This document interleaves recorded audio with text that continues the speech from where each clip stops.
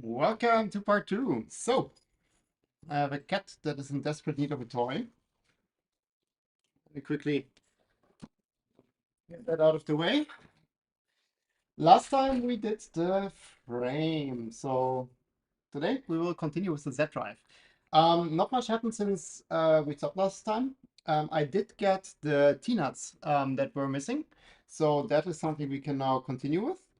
And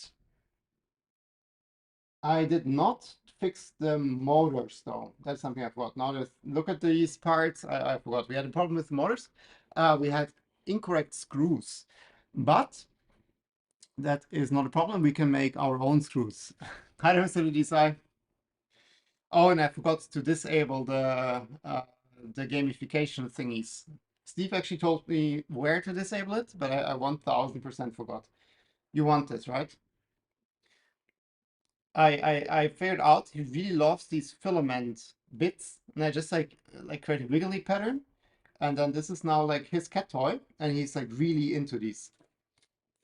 And like depending how you like bend them, they're like bouncing a bit different, so they're not getting like super boring, I think.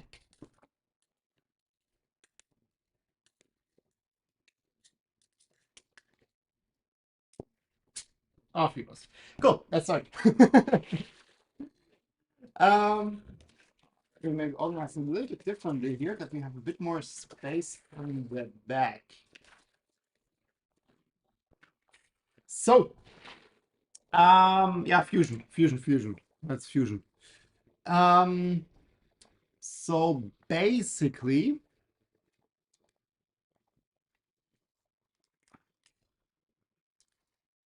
can you play somewhere else with your toy? I think that's would be asking too much. Let's check. So we are looking at the Z-axis. Let's get this text command thingy out of the way. So this is more or less what we want to build. So we started with the motors. But to be honest, I think we don't need the motors for now. I think we should just leave them out because also I didn't prepare the lead screw yet. I have to cut it to size, which I mean wouldn't matter. It would just go through to the top for now. So we can technically build this in. But let's quickly check what parts we need. Hi there, Eric. Hi there, Kukilk. So, so for these screws, we still had a little bit of challenge that we struggled with the length. And I kind of like looking at it right now, like we can also just do like something very smart. Let's be smart, people. We just use fusion to measure. So from here to the top of the screw. Hi, Loki, yeah. I tried my best, you know, like to like keep him busy. I made a new cat toy for him live on stream. And he likes it a lot, but he prefers to play on the tail. So these are 17 millimeters from top to bottom here. Yeah, don't show off. Here, this is his new cat toy. It's like a bit of filament.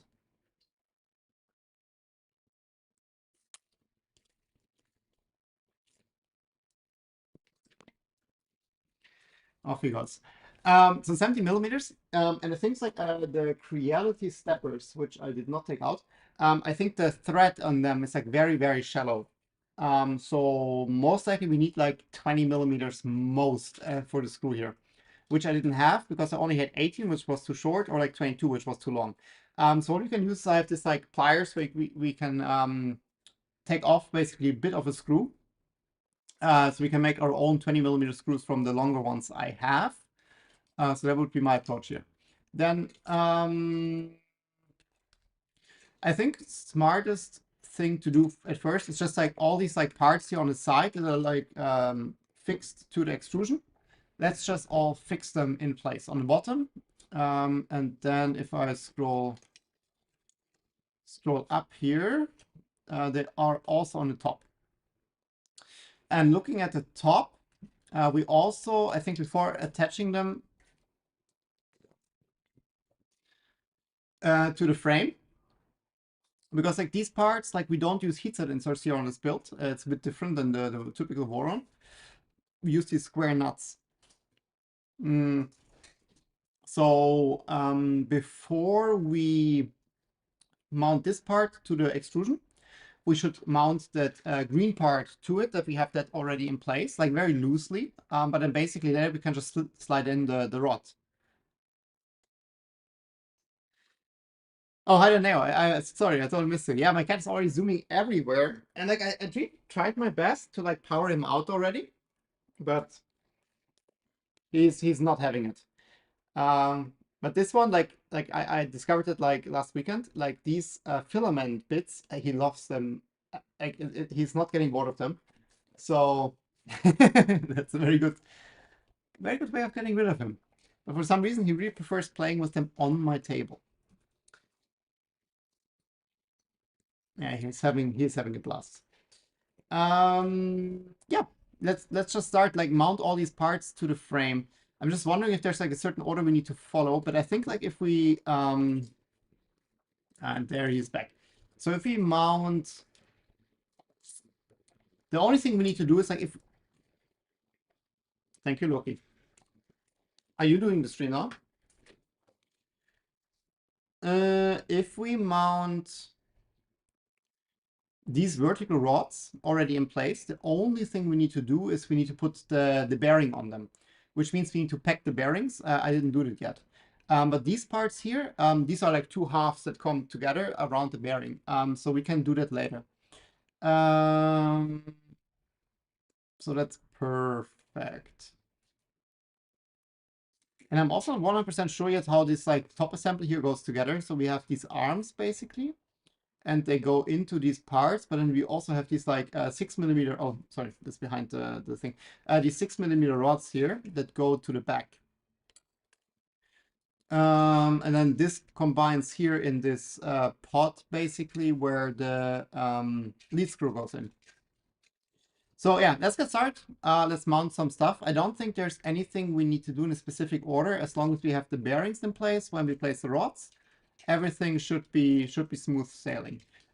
We also need to figure out how exactly to position these rods on the frame, because I think they're not quite on front and back.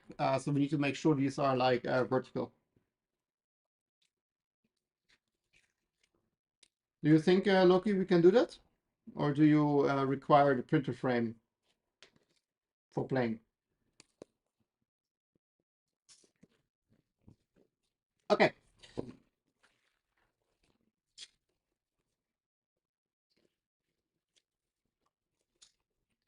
Maybe Loki's playing with your filament on 2.4, making vlogs.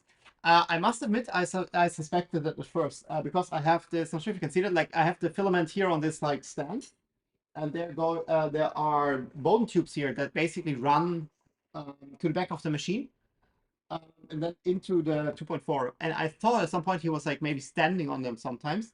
It's just like from the tip, he's not guilty in this very specific instance. In many other instances, he is guilty. I also have a small bag. Oh, wait, let me quickly get this one box I forgot to get. I have so many boxes for this build.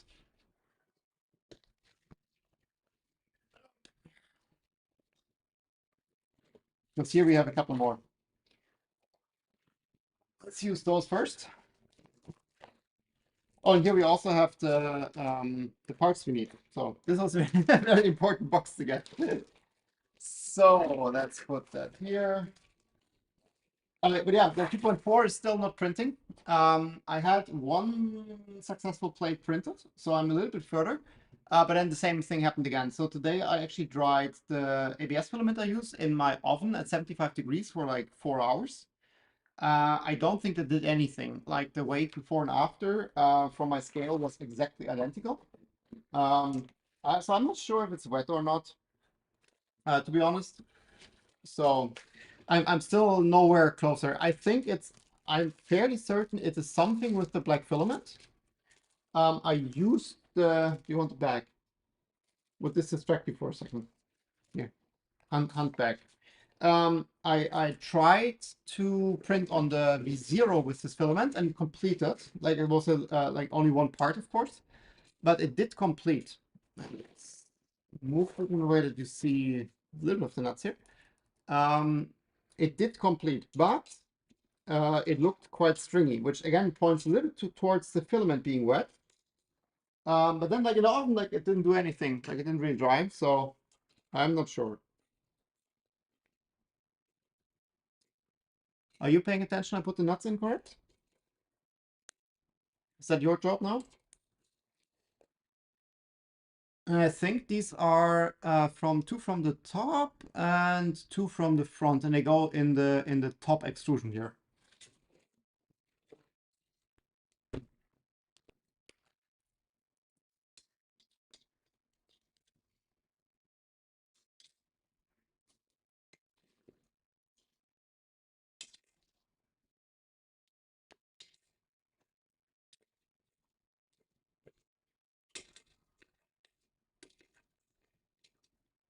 Okay.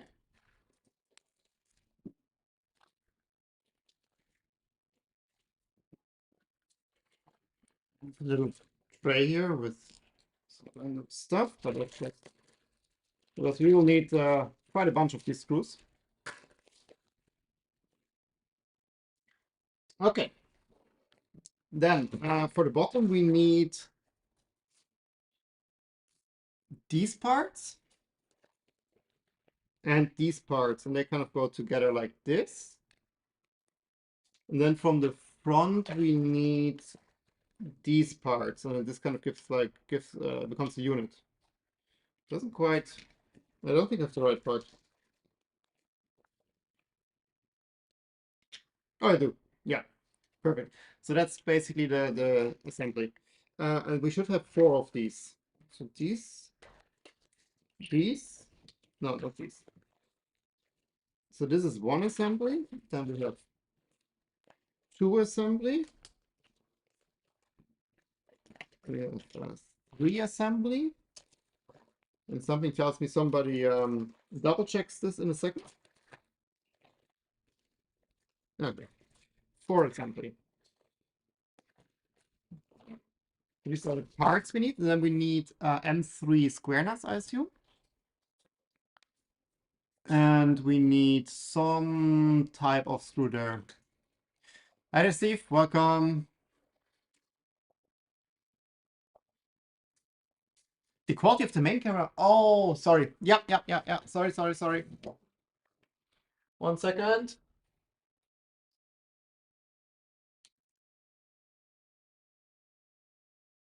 Now it should be better.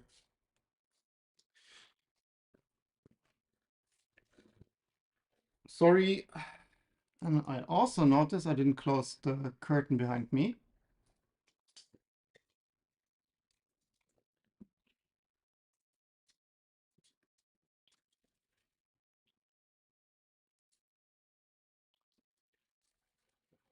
Let's do that. So, okay, the quality is now better. I still had it in the photography mode. These were not to play, Loki.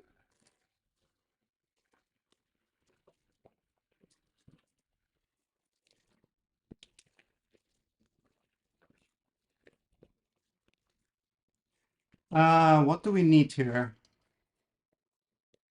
What do we need here? So if I click on that and I say find in browser, we're looking at the M330. M330, M340, M325, M330. Let me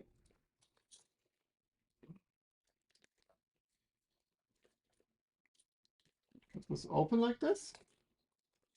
So we need 8 of these screws, I see here. Which most likely is pretty much all of them.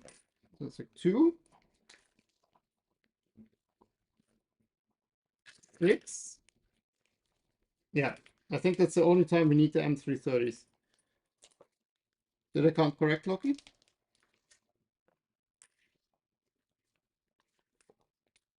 Yeah, Steve, I forgot about the XP. I'm super sorry. I forgot about that. I realized the second Mythodities I posted the first one.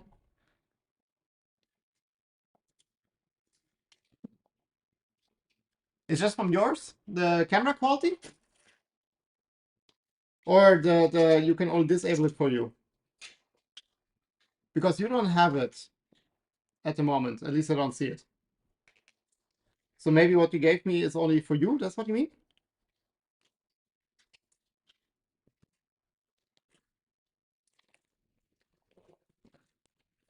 Let me see. Where are my square nuts? It also must be in here. That looks like square nuts.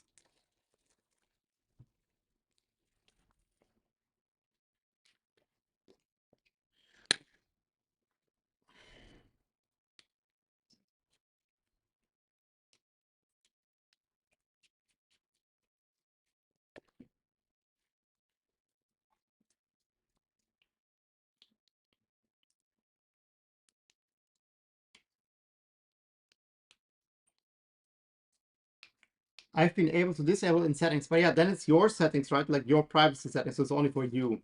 That's what I mean.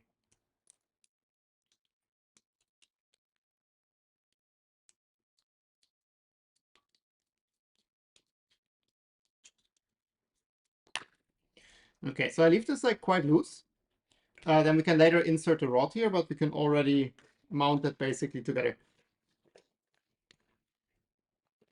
You quickly do this 3 more times.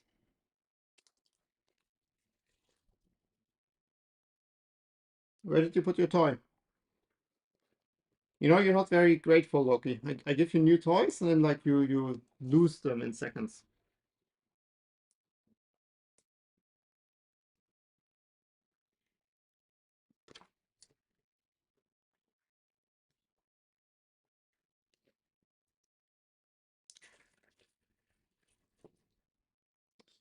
But I noticed already he's getting a lot less playful. Like during streams, it's still like high time for whatever reason.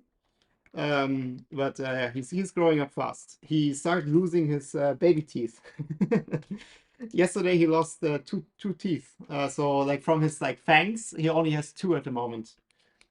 It's like a half-fanged tiger.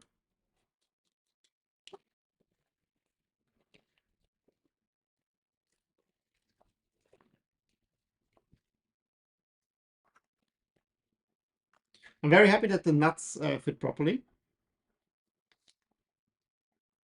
I was a bit concerned, but they go in quite well. You have to push them a bit, which is great. They don't fall out on their own, and then they just snap in place basically.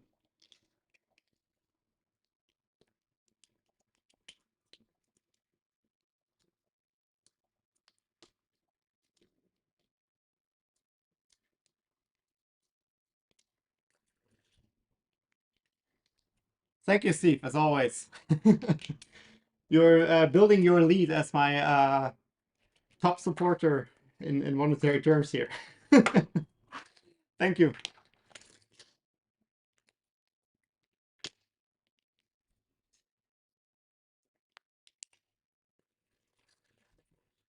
That's amazing. Like, no matter how small the box is, cat and boxes. It's stereotype, but it's 1000% true. He is a box kitty.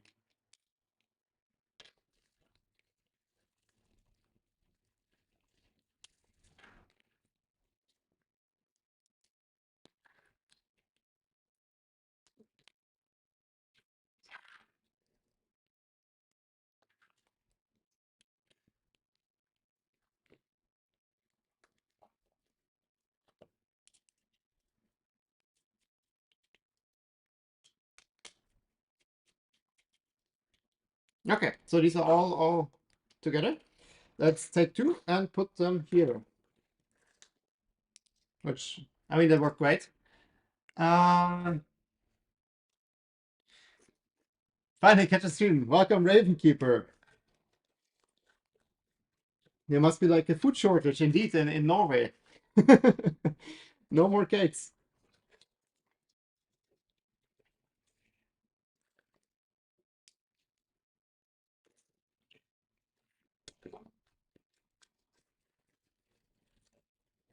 I really like the color combination. Like, I really like the screen. And it's the same. It's the same filament, by the way, as the black, and it prints perfectly. So I'm fairly certain it's the black ABS that has some form of problem. It's the second spool I have that with. Oh yeah, I mentioned before, but I put that in the oven today at 75 degrees and dried it for a couple of hours. I didn't print yet. I put it now in a vacuum bag, -1 screw. And I will try tomorrow to print with this like super dry spool now. So let's see if that helps.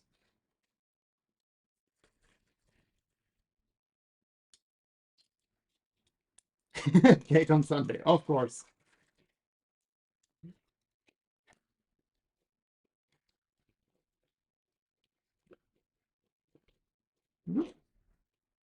Where is the nut? Did you eat the nut, Loki? You're such a well-behaved kitten today.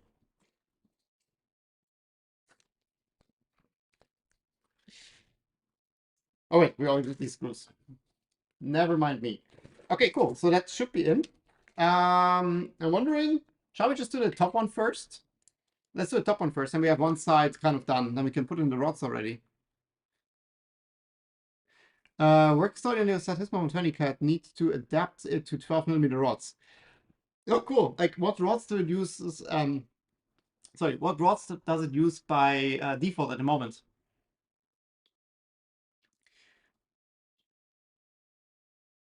Most of the filaments have been wet. Have bought some 4-liter cereal boxes and desiccants to dry them out. Yes, that's kind of what I'm doing too. I just don't have the cereal boxes. Let me show you. Like, I think I never showed this here. Maybe I kind of showed like accidentally, but it's like my filament storage.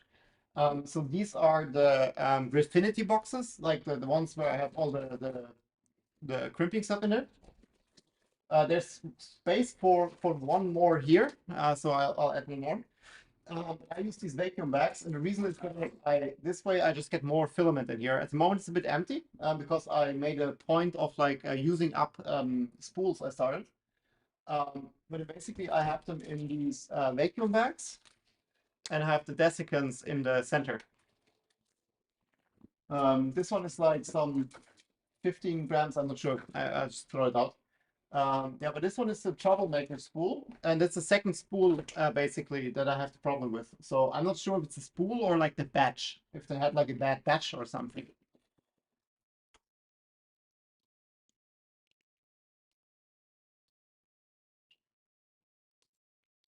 Do you think it's a good spot?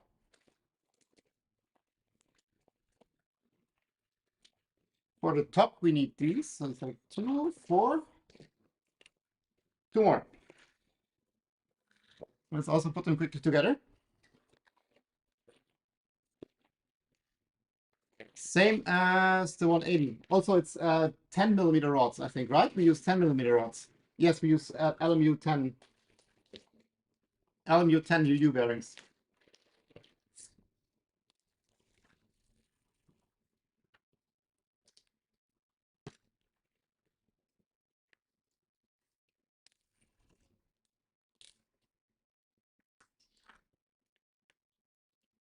Oh yeah, so the Z drive here, that's not black. I'm not sure if you can see that or not, but this is it's called Candy Smoke Gray. Again, it's the same filament as the black one that is the troublemaker. Also, this one printed flawlessly. And of the black one that I have so much trouble with, I mean, I printed already. I actually checked how much I ordered.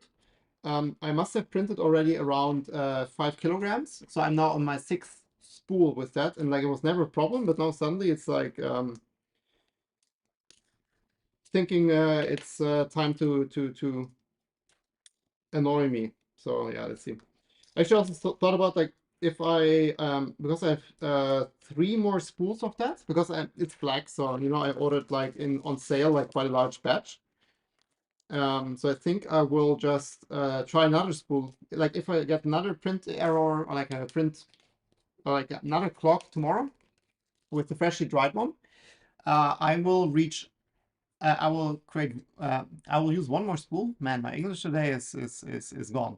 I will use one more spool, like a fresh one, and if that also has issues, I will just reach out to manufacturer. Maybe they have some idea. Maybe they know it's a bad batch or something. Where's that screw? I need a screw. I don't want the part. Find the browser. Oh, there's also M330, but then do I have enough of them?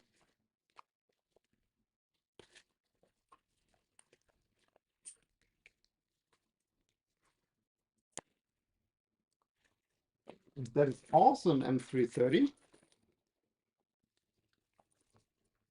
Because I only have 2 left. So I ordered 10 M330s.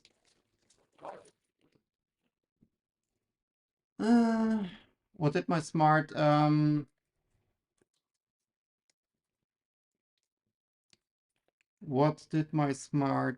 say? M330?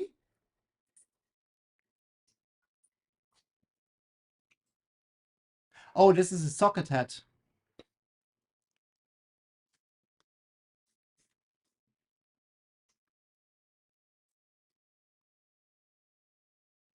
It's not a socket head. I mean, it says M330 socket head screw cap. But that's not a socket head. Oh god. From here on, it can only go downward. So I ordered socket heads.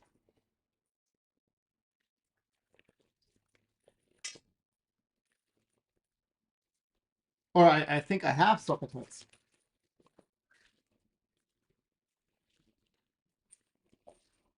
Yeah, I have like, I ordered an absolute metric shitload of M330 socket heads, but this is not for socket head screw.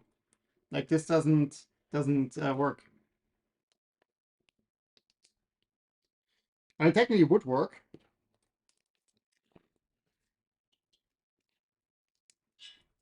But it's not designed for socket head screw here.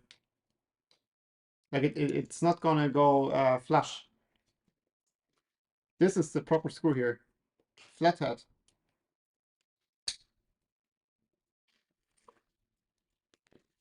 Like, so the part in Fusion is just mislabeled. This one is what we need, and this one is what we have.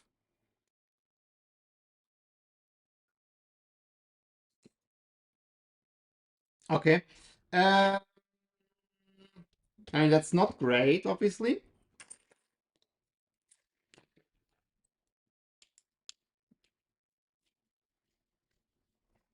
And I wonder now if this is a general issue in this file, like if they actually use socket head screws or flathead screws. I did not double check that.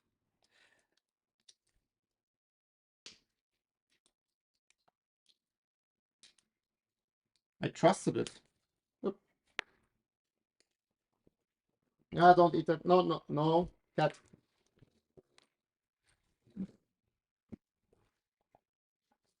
He has a tendency to like sniff and lick the, like small parts sometimes. Okay, it's very annoying. Yeah, Ravenkeeper, you haven't been here for a while, so YouTube has some new like gamification or something. I didn't find a way to turn it off. Like I checked in the beginning, but I couldn't find anything. Oh, that's like a work in progress. Okay, let's do the following. I will use socket head screws here, knowing it's not good or not proper. I will order more flathead screws. And I think then it should be like quite straightforward for these to just swap them out. The only thing I would then maybe do, because if I mount them now and I swap these screws here, there's a risk that the nut goes into the extrusion. So I think if I would do that, maybe it's smart to have a little drop of glue here just to hold the nut. Another bullshit thing YouTube is trying to get people to engage with vids. Yeah. I mean, I kind of like also have like a bit of like a thing with YouTube at the moment. So I speak German. This is my native language. It's German, and I speak English, as you can tell. Um, and if I want, if a video has a native German audio, I want to listen to German. I don't want to listen to this like nonsense, stupid AI translation voice. So YouTube, basically what they do now is like they generate this like automatic translation. You might have heard that. And for me, it's like whenever I change a video from English, like if the AI English, if it has the AI English track, I switch to German. But then YouTube is like, oh, so you want to watch all your videos in German. So next time I watch the English video, which will be like 2 minutes later, it takes the original English audio and it puts like an AI German track on top. So it's like both ways. And like basically every time I start the video, I have to change the language. It's like deadly annoying. Okay, so this should kind of give us or get us through the evening, but it's really annoying, and this is not good. So that means the parts in Fusion are mislabeled, which that is a problem. That is a problem because basically that means that most likely a lot of these screws are mislabeled. I now changed it for this instance. Let's just hope that he just copied, like renamed these. Let's see. We will figure out how widespread of a problem this is. Okay, let me make sure to. I don't have really like nice and ugly side, so. But that's rough start.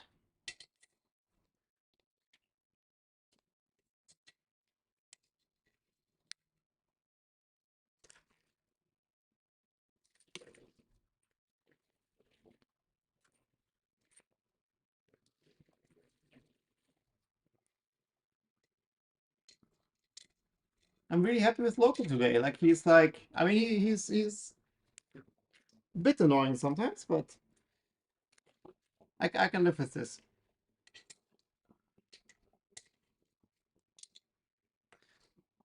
I'm also in the wrong extrusion. It must be the bottom extrusion here. It needs to go here.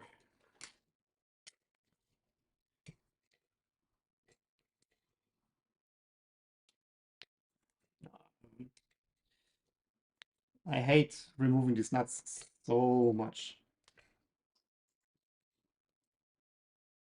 Good. This one is a bit bigger.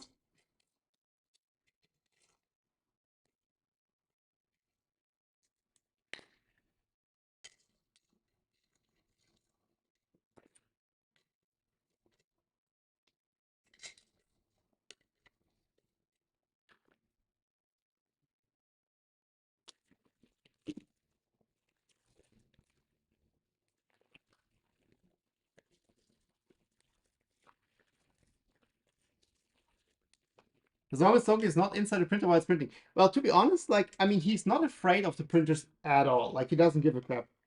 But he kind of stays away from the moving parts, so that's pretty good. So as long as the printer is moving, he keeps like his distance, although distance being like 15 centimeters. Oh wait, I want the from this part. I want the side that has the. Oh, this is the bad textures here. Okay.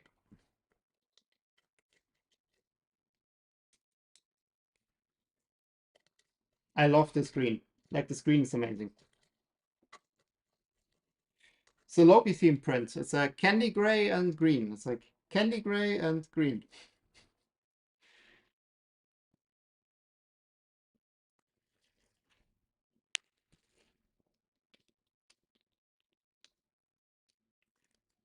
I think he's ready for some naps. Which, I mean, he always picks the best spot, of course. You know that?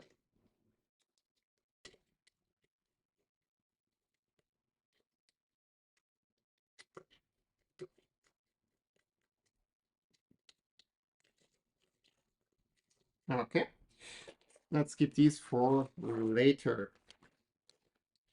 Then I have this like very heavy box here.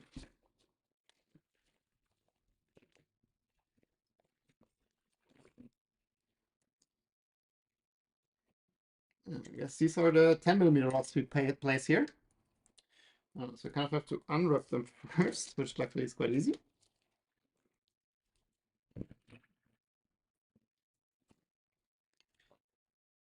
We just, I know we still have to put the bearing on, but just like to quickly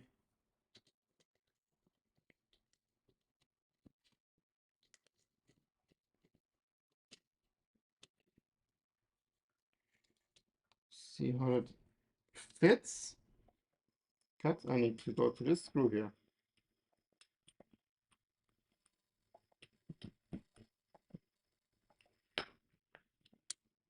The funny thing is like in the Fusion,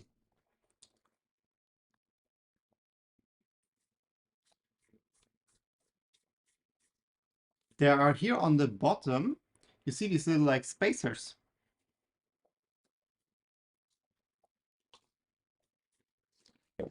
These ones. But I don't need them. Like for me,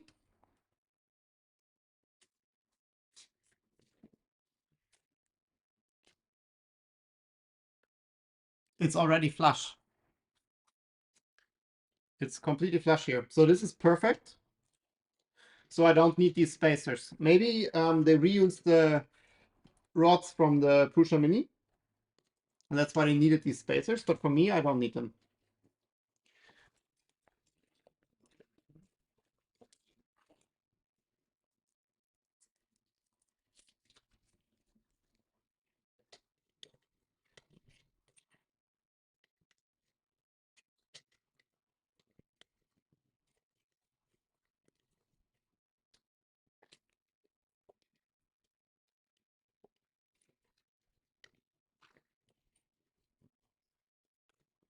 Which is perfect. Looks already almost like a printer.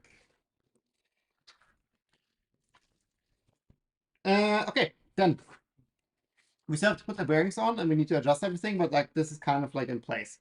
Let's copy that for the other side.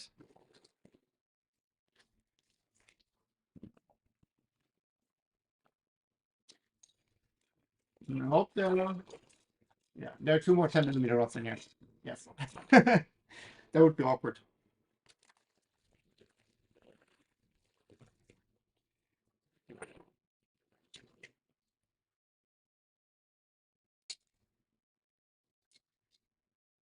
Oh, this one doesn't have a ball.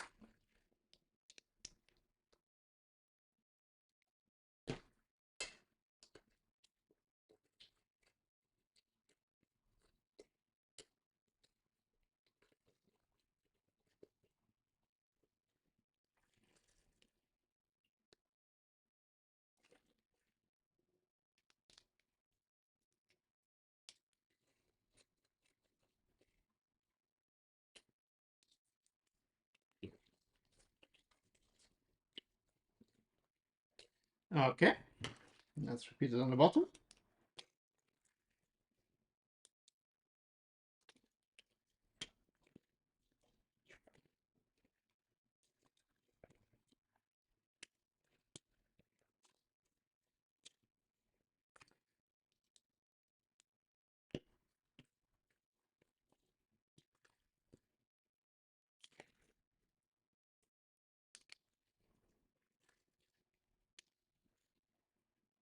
Oh, put them in here.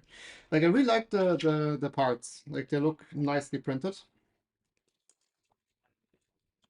And I like the colors. So that's excited for this machine.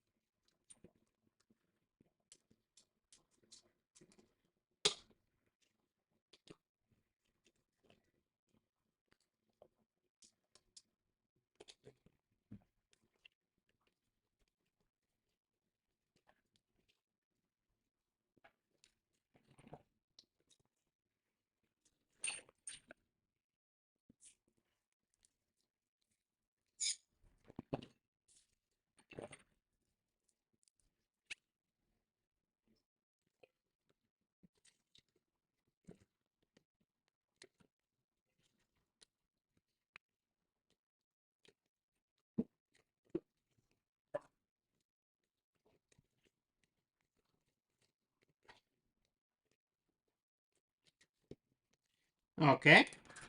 Then let's position these where they need to be positioned.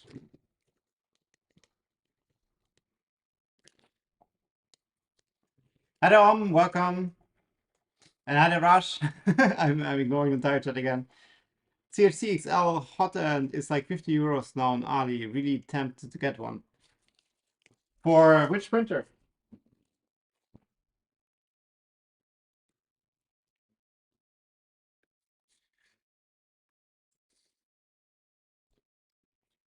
So let's check positions here. So it looks like the front one is just like completely aligned to the front here, so that's easy. For these, oh wait, why is there like one extrusion missing? Frame, there was last time already.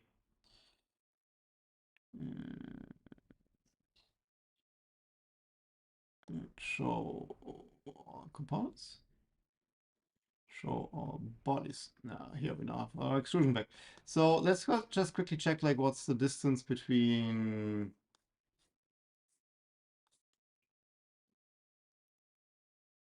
Ah, come on.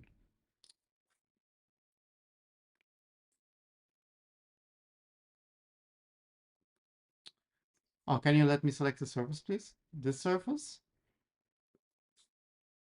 and this surface. And it's exactly 10 millimeters distance between these two.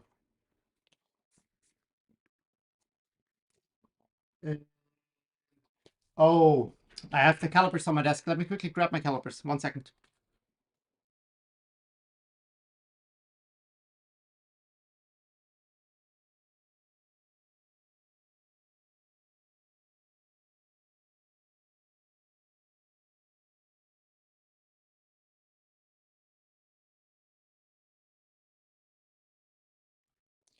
Here we go. So these we just completely dock to the front, which is pretty easy, I would say.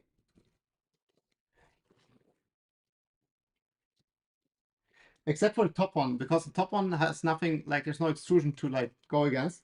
But we can use the bottom one for sure.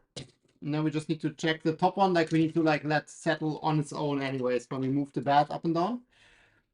So let's just put this one in place first.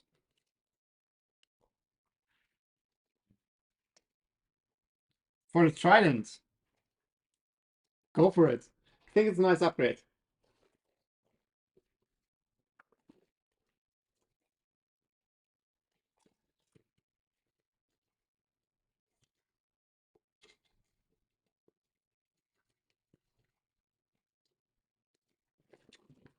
Okay, that's. Oh, the battery is almost empty of this one.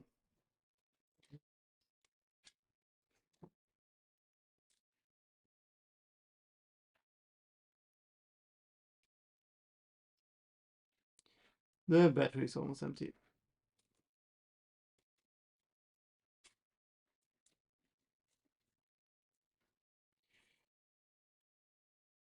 Okay, that's 10. So we can use this to align the bottom one. Oh no.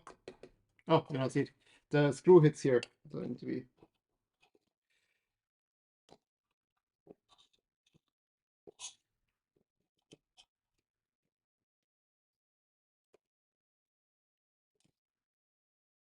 Let me quickly.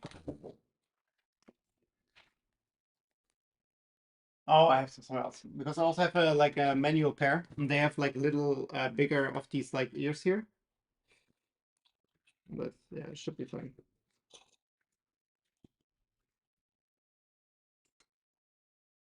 Okay, that's 10.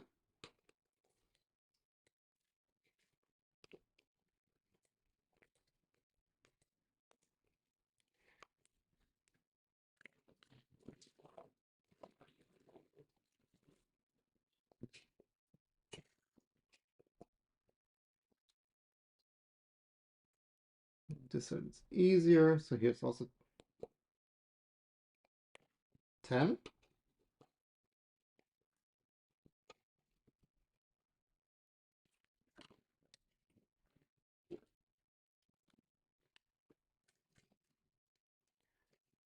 I'm starting here with like inner screws.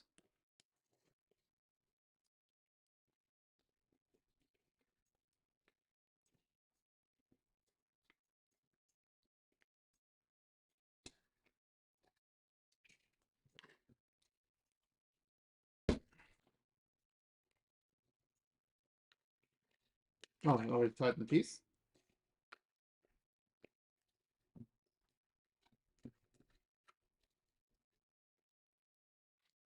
Okay, so the bottom ones are in place. Just quickly double check. Yes, it's just a bit stupid because like I can't put calipers in here, and then I have to rotate it over, but then this part's in the way.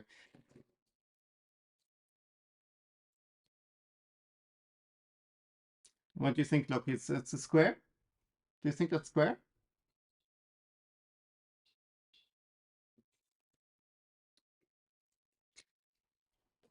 I think it passed the squareness test.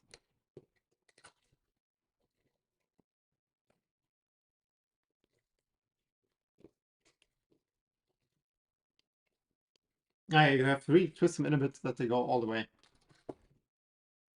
Okay, let's pack some bearings. Let's pack some bearings. We just move that to the back here.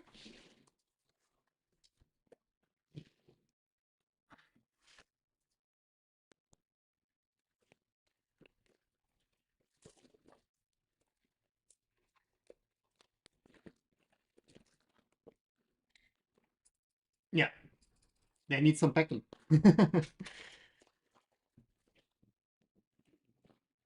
um, I also need kitchen towel. 1 second. Sorry. As always, I have to grab everything one by one.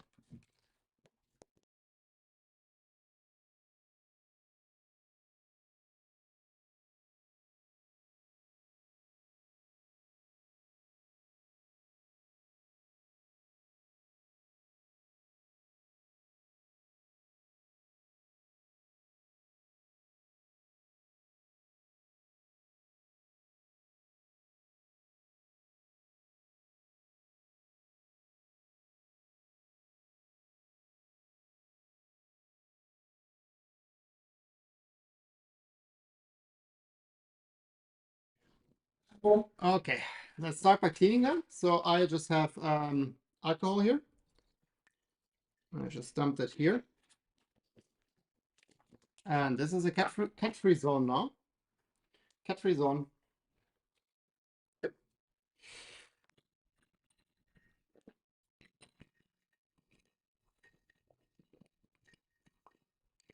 Just like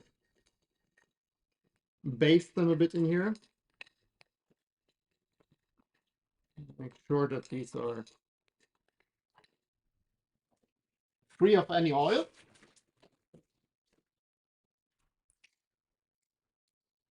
Yeah, like you really hear the balls rattle.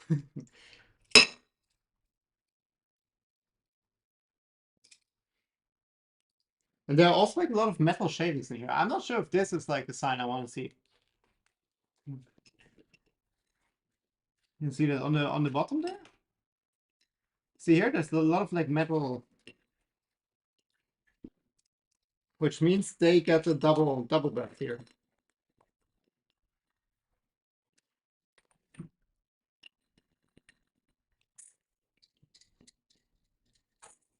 You see it, right? Like there's a lot of like metal flakes.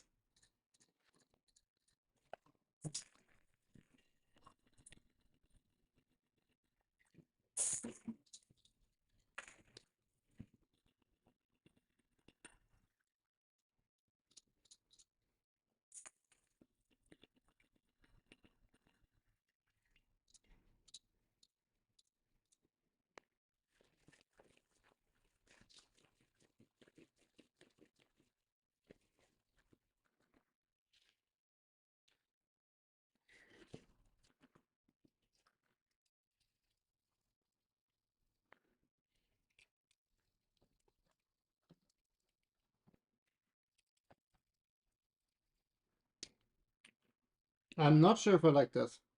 I don't like metal shavings in my bearings.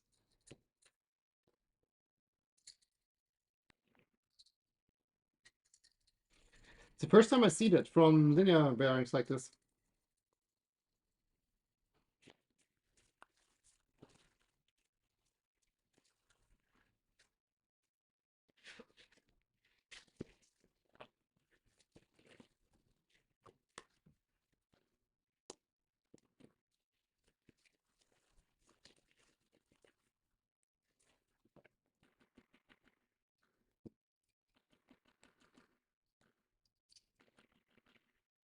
And there's still coming some of these flakes out here.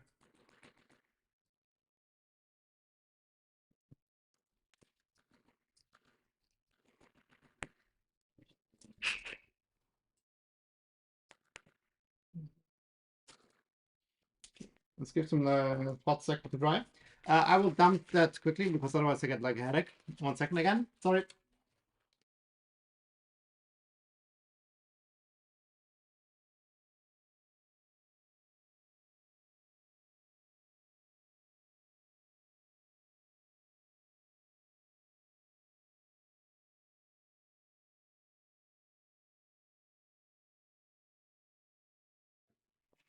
And then we can start packing them with some grease. I'm very happy Loki understands the term cat-free zone.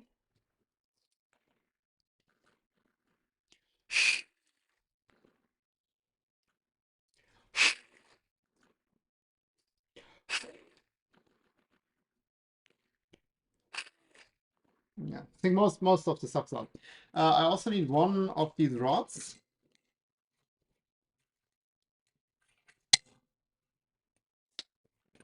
So how I do that with these, I'm not sure if that's correct or not, but that's how I do it. So I basically put a ring of grease here on the front. Hey Loki, cat-free zone.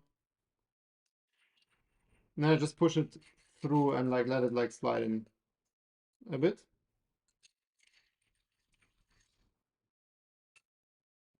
This is as close as you're allowed. One step further and you fly out. That was the step. Go, go, go, go, go, go.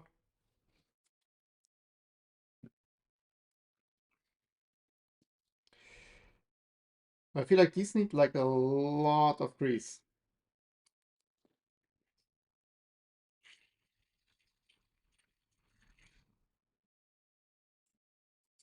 Because they're still rattling, so let's see. But it's definitely like now greased up.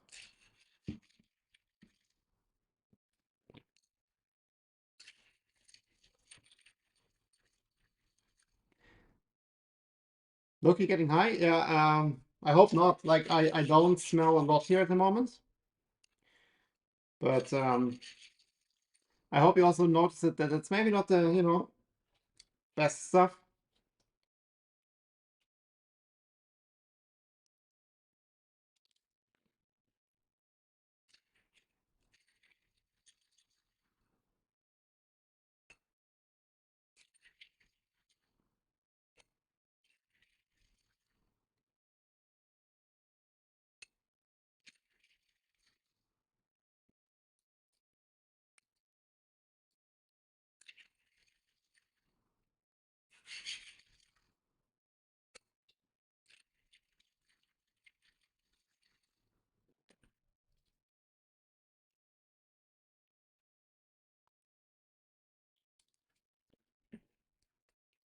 But he's very chill today, so I can't complain about luck today.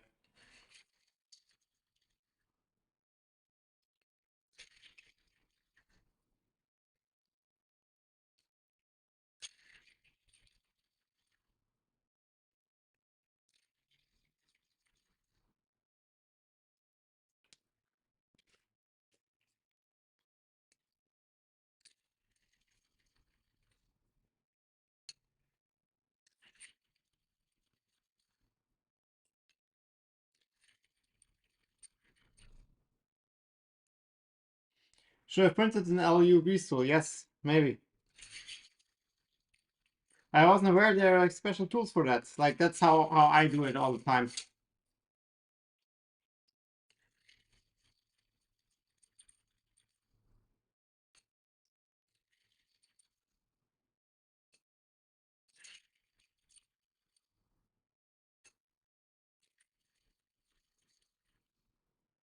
But it's also only Z bearings, so I'm not super concerned. But I'll check it out for the other bearings, see if it.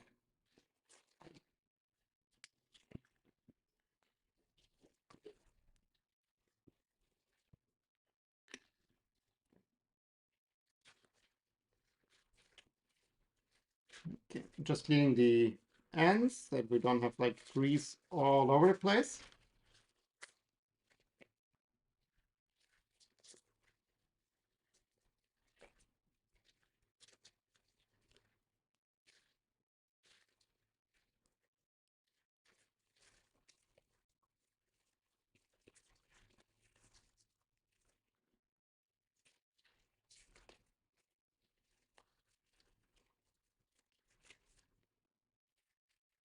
Always fun. Grease is always fun.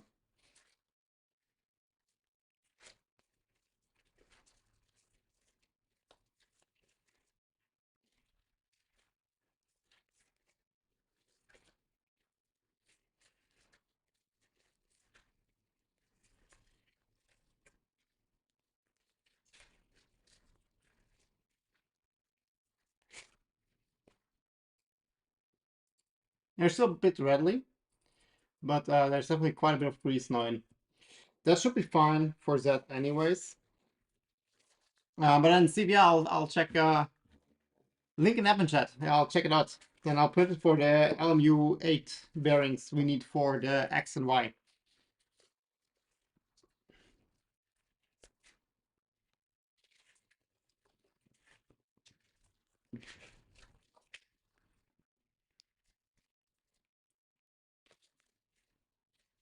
Let me put it away to a cat safe place. These are ready.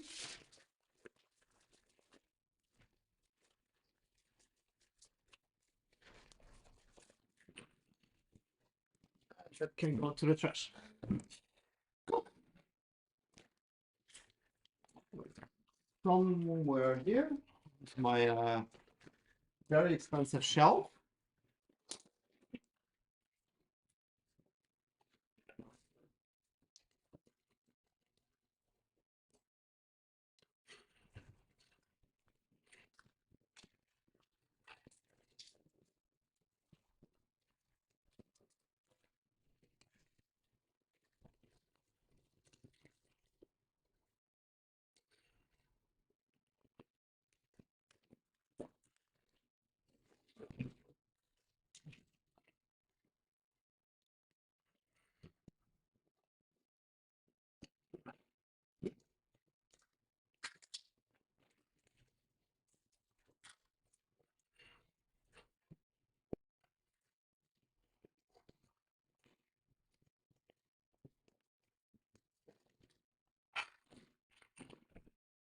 That's almost a Z drive.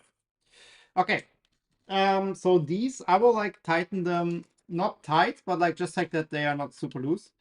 We will later use the bed to adjust that. So we basically have the bottom ones adjusted now. Right, like these are in a spot where we need them to. So we later mount the bed on that, and then we can just move the bed up and see where the top ones fall. I think it might just be smart to position one manually, like maybe one of the front ones, that we position them perfectly where we want them to be. Maybe the back one might be easier actually. And then we use one as a guide in a certain sense, that we know like it's vertical, but then like we use the bed to like position the other three.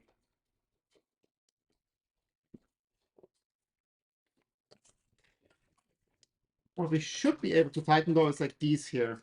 And these is something, again, like I will swap these screws out. But these we should not be able to tighten. I'm not quite sure if this is fully in.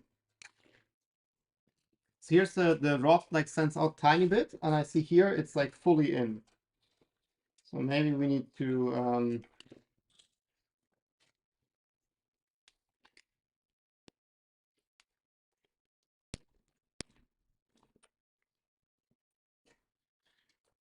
no, it doesn't quite go in.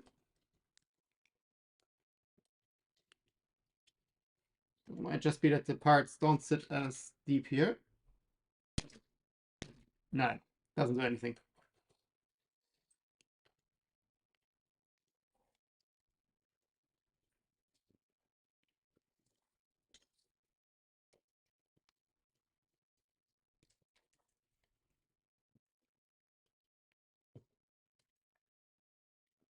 Oh, that's the only one where we have the proper screws.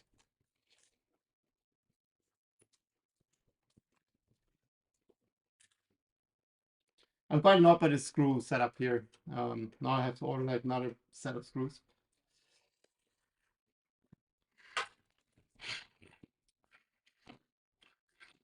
Okay, that was the easy part, I guess.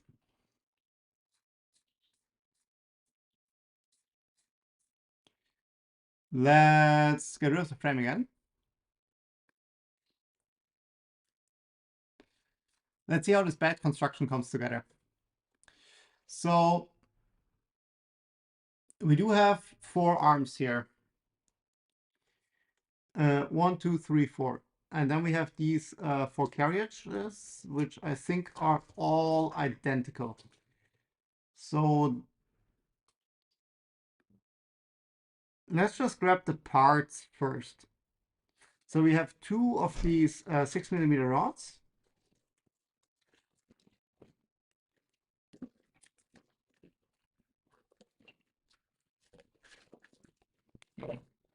So we have these arms and these. We have these carriages.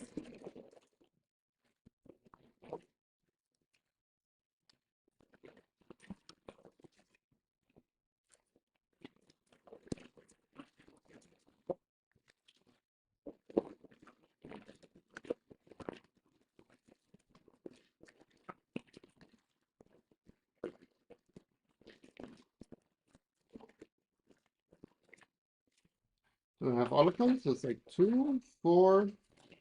1 is missing.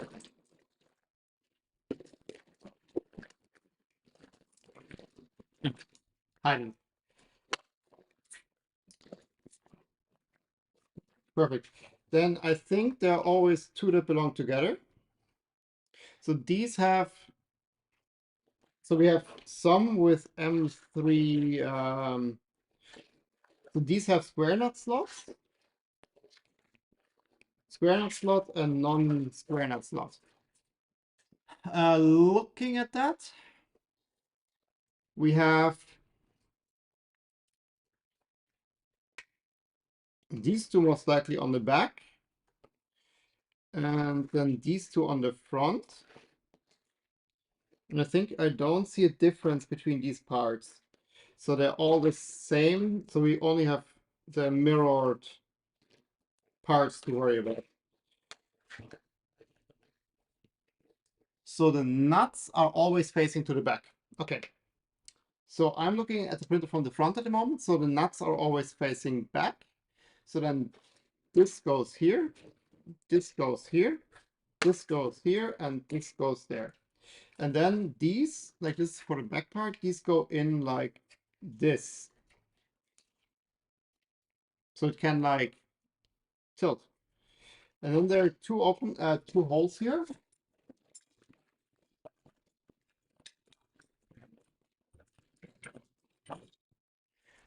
Where we have these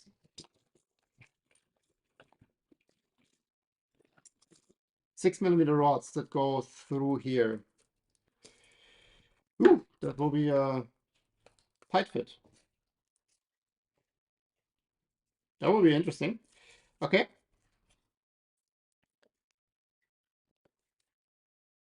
That will be tight fit. We might need a hammer for that. Okay. I don't want to drill them out. I think it's really good that this is really tight because it stiffens the part up a bit. And we also will have to build this around here. Maybe it would be better to have the bearings out. Because if this doesn't slide on well,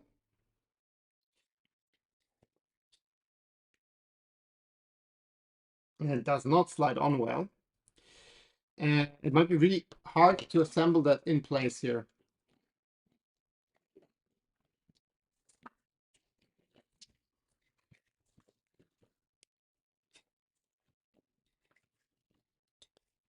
But I think this is supposed to be tight.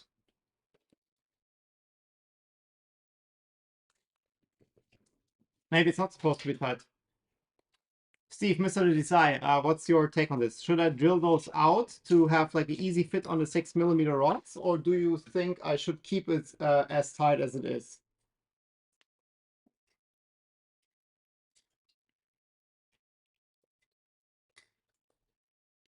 Oh shit, now I think I need pliers to get this off. Because I got it in here. What tolerances were used here? Might also be just that this part was not designed for ABS. We had that before here, right? Well, this is designed with zero tolerance. So this feels like zero tolerance.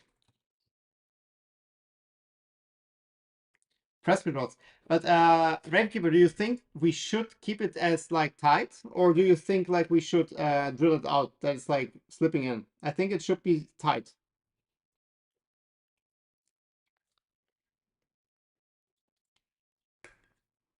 Let's just not risk it. Let's keep it tight.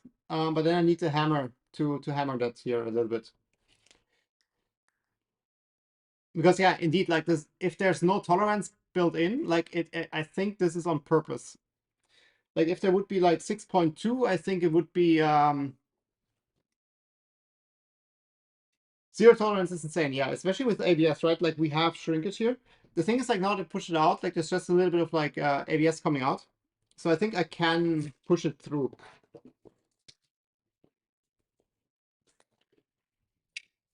Here you go. Oh, the rod is now nice and warm, but it means we need to remove the bearings. Like the bearing needs to be in here. Otherwise, I'm not gonna be able to do this.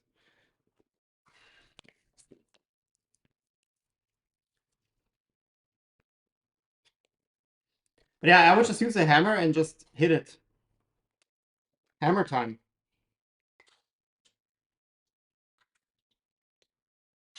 Okay, let me grab a hammer. It's a personal channel, right? Like I don't think we ever used a hammer on a printer. Let me grab that. 1 second.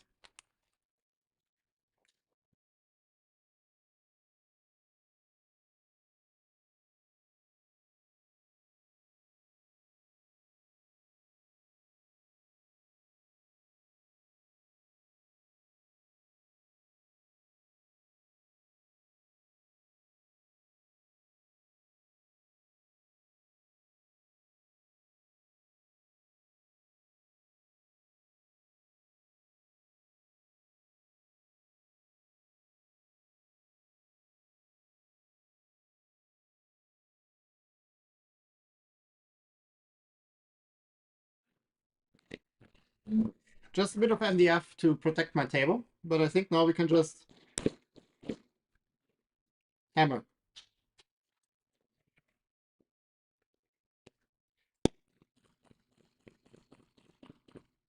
And that works quite well. But before I hammered it in, uh-oh, no, it's already too much hammer. Let's make sure to have the bearing in there. On Trident for PLA, 0.1 millimeter over is good press fit. Yeah, I think 0.1 for like PLA is quite a good tight fit. For ABS, I would do 0.3, I think. Let's see.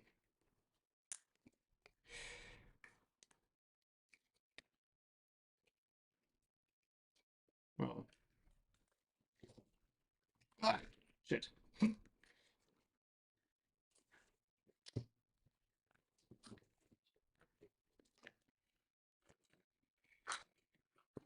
Oh, just like me.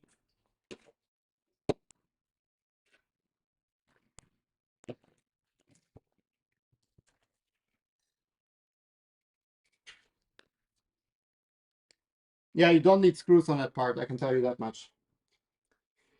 You don't need screws on that part.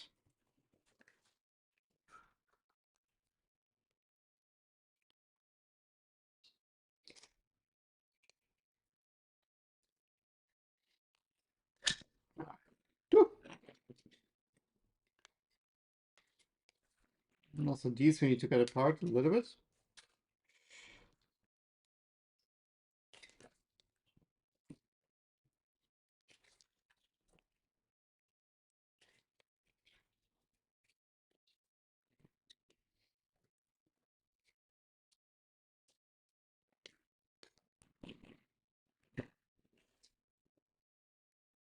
Let's actually use a couple of screws here, just to align the part. And I'm also not quite sure. Oh shit, yeah, there's another thing. Like, I have to get this apart anyways. Because we need to... So looking, this is not the front part, so we need to have this front wing here. So this needs to go in here. So this needs to be thought through.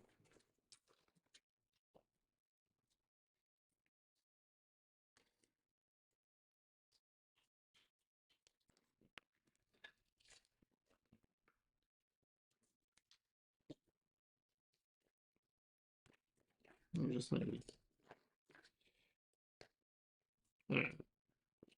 That's the way to do it.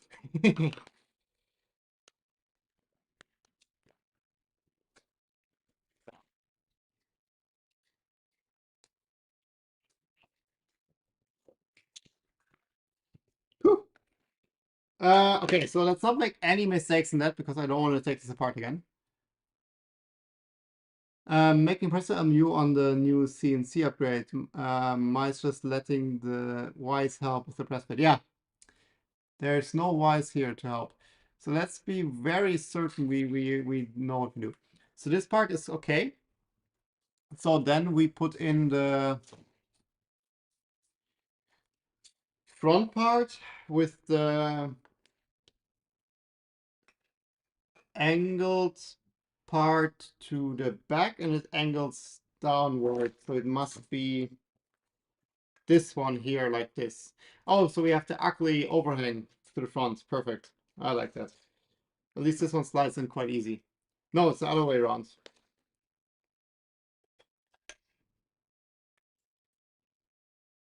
Oh, this one doesn't have the extended hole here. Very nice.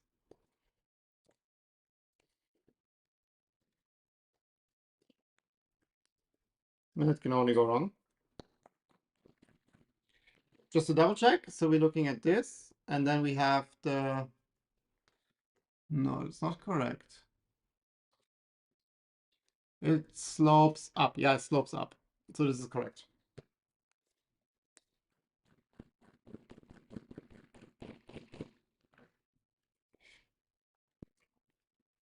Ow. Went just under my nail. Ow, beautiful.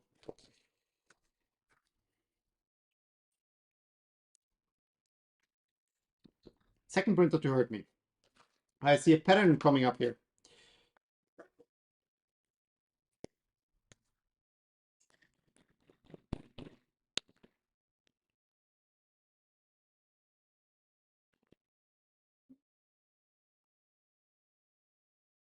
Yeah, that will be a bruise under the nail. Beautiful. Love it. Okay. I mean, it rotates and all, so that is good. So before we put in the second one, just want to make sure to have like the orientation of the parts correct.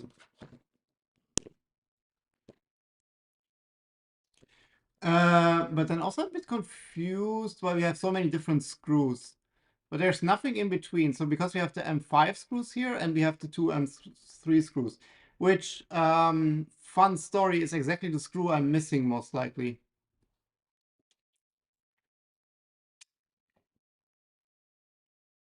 Yeah, they're all mislabeled. Amazing. Because the flathead, M330 flathead, but I only have socket head. So I have to order socket heads and I have to replace all these screws.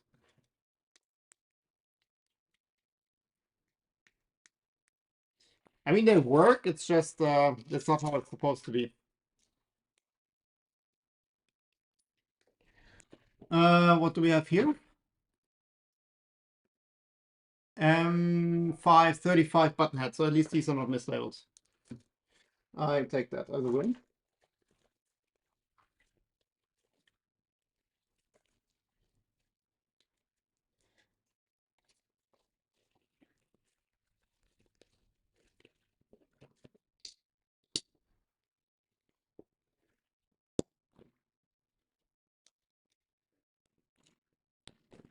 Yeah, look, danger.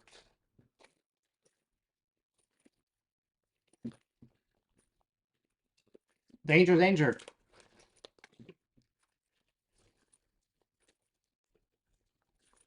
Be careful.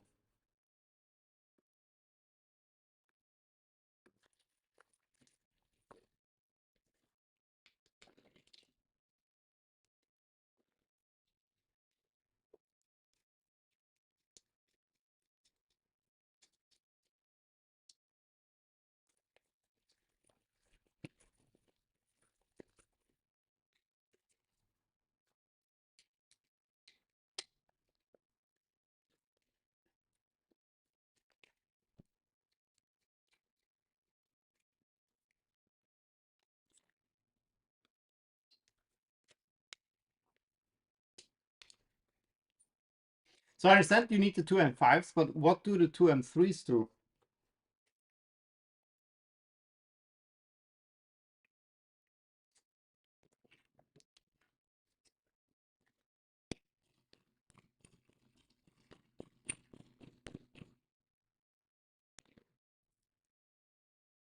I really like coming out like a bit of like ABS. Now I hit it a bit too far.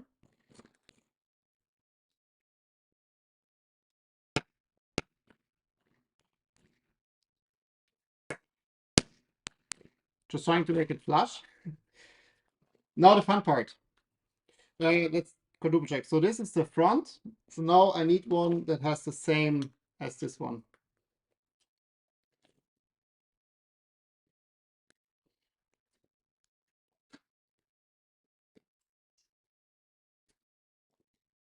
Now it's two rods already. We have to position them. It would also be nice if the entrance or like the front part here would have like a temper or something that you can like slide them in, because now it's a bit tricky to get that started. Especially because this is not flush anymore.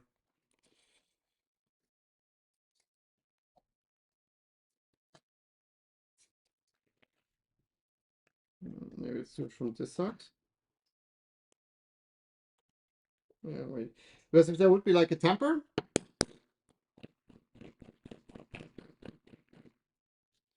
would be easier.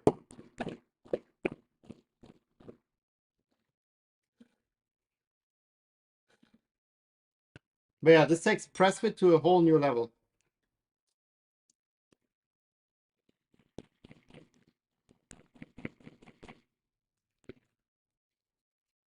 It is stiff. Like I have to admit that.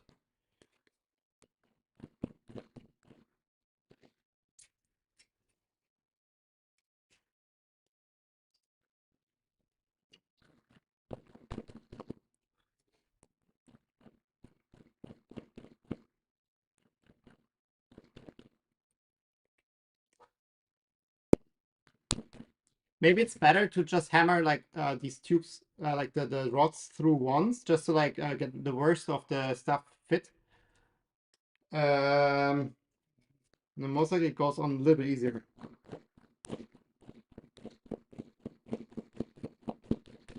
Because it comes through, but it's quite a process.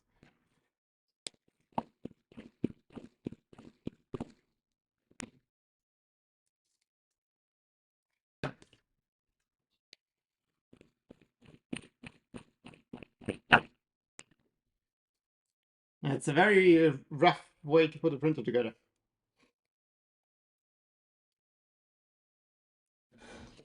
And here we are. Let me grab the next berry.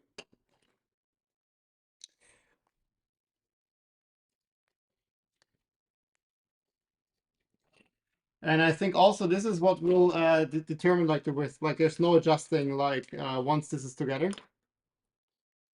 We need one with. We need exactly the one I dropped.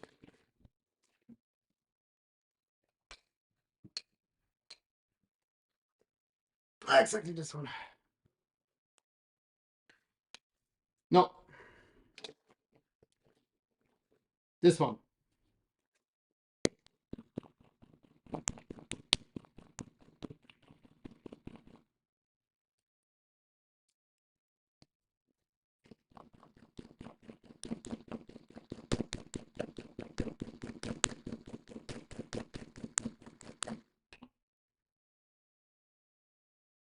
Cat is interested, okay?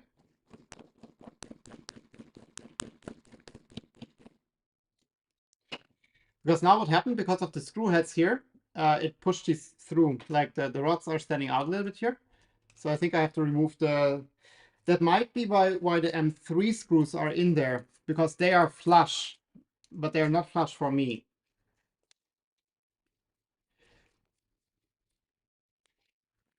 So let's do the following. I get rid of these here. And we steal a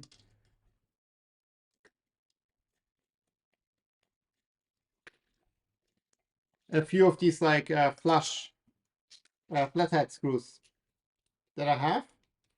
Because now you have a flat surface, so like when you hammer, like it doesn't press out the bearings and the rods.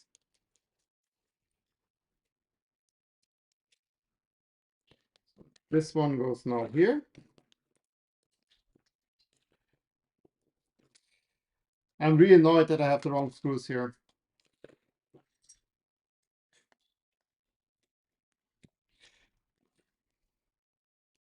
Like I checked everything, but I didn't check if it's the right, if the label's incorrect in Fusion.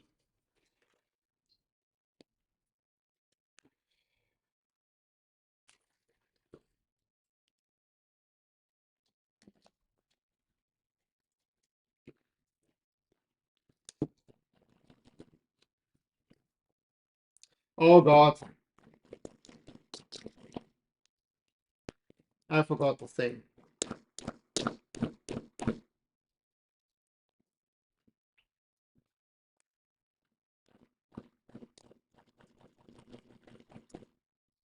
Yeah, this is so tight. This is not fun.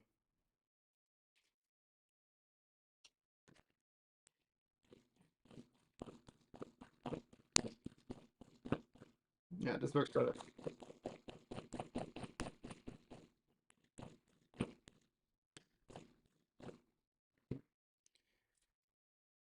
Now it sends out on the other side. Nice. And it cracked the part here from the rod pushing out. Oh, shit. Okay.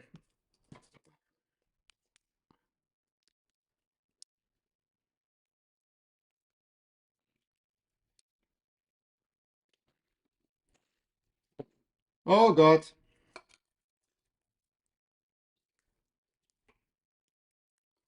Ah, this is way too tight. Um, Now how do I get this one off? So this one kind of slides in here, but this doesn't slide off because I need to place this part here in between, and I forgot that.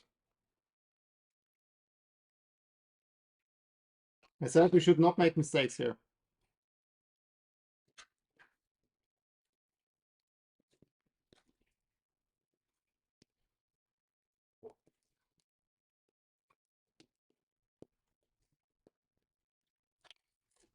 Let me think. How can we get this off?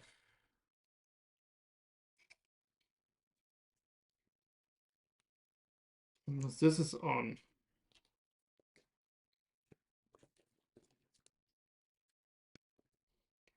We can maybe try. If I put a screwdriver here.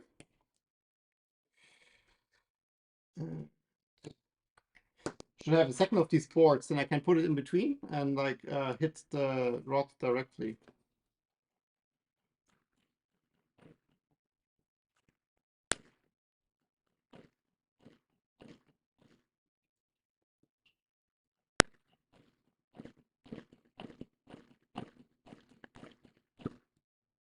Because this doesn't go. This is there to stay. Shit.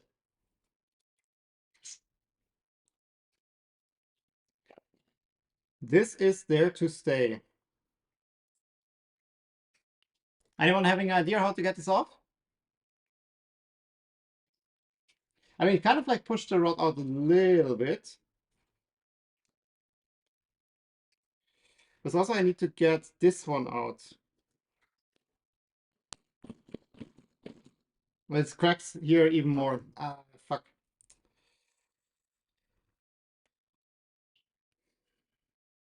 I mean, this is not bad. Like, the part is strong enough, I think, without, but... Aye.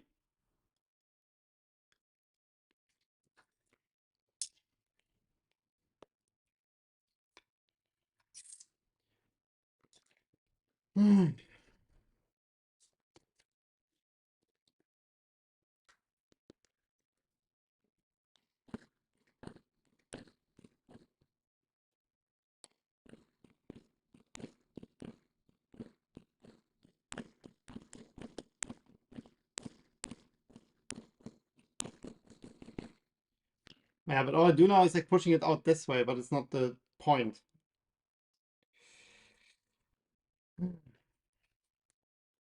It's way too tight. So I think like if we if we modify the parts, like this needs to be like this needs to have more clearance. The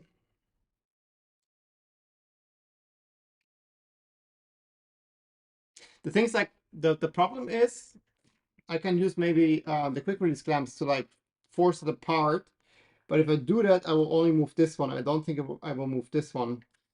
So maybe if I put a quick release clamp here to like fix this.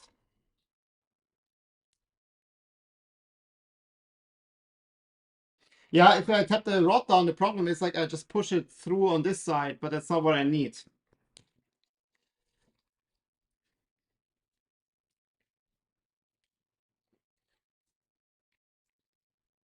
But I think with this, I could force it apart, but I think the distance isn't big enough. Because like, yeah, I need a bit more. But I think this would help already, because then basically now we limit where it can slide.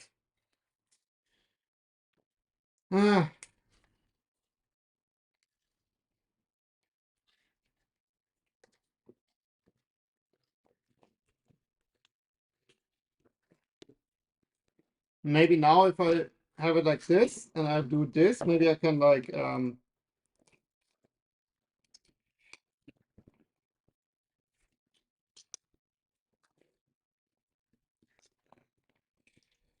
let's try this. So I put it back together that I have a better oh, this actually works quite well. So that's also like a good lesson.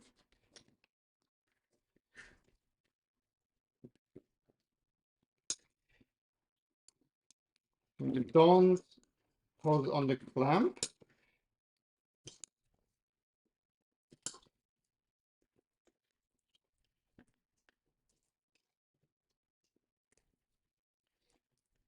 Yeah, it's still tight.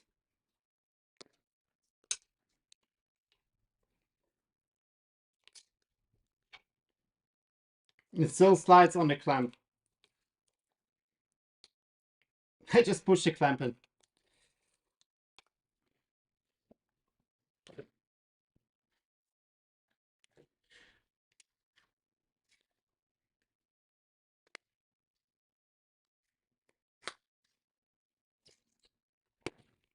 Oh shit.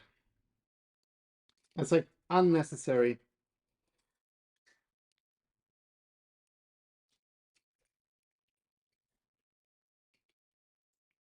If I wouldn't have forgotten this part, we would be already like done.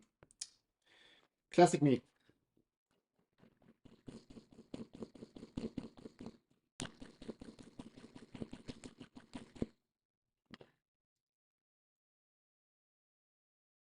But it's just like so tight here on this part.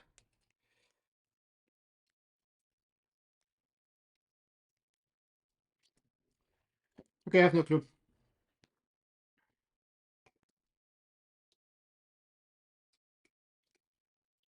So if you build this, whatever you do, don't forget anything here.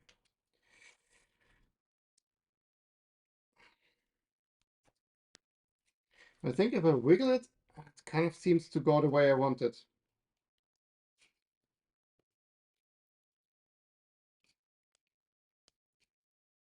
Yeah, I think it pulls it in.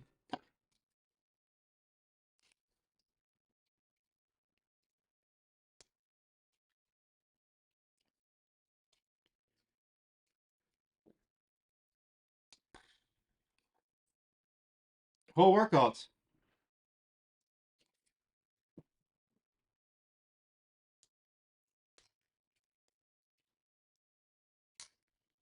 Yeah, this way it goes.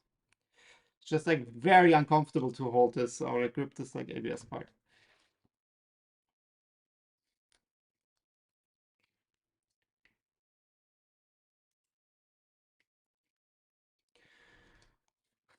Quick break.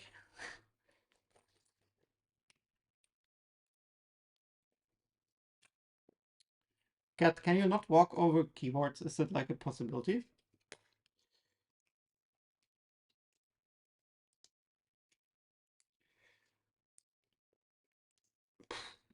Okay, this is way too tight.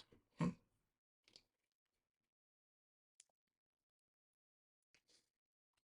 think it's almost out.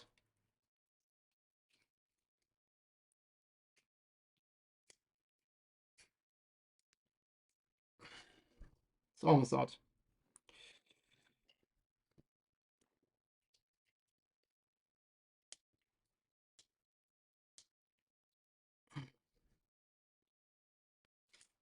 Couple more millimeters. Man, this is not how I expected this to go.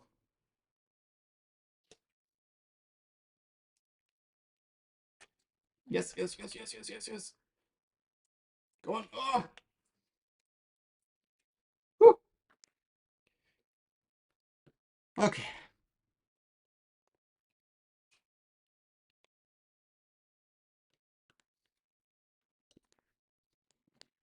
Double check.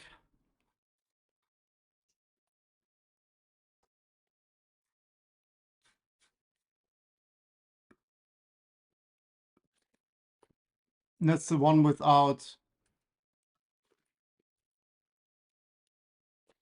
the slip thingy.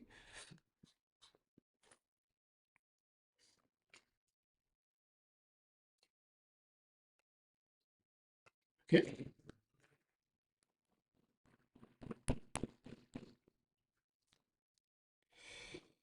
I still have to like tap these back down.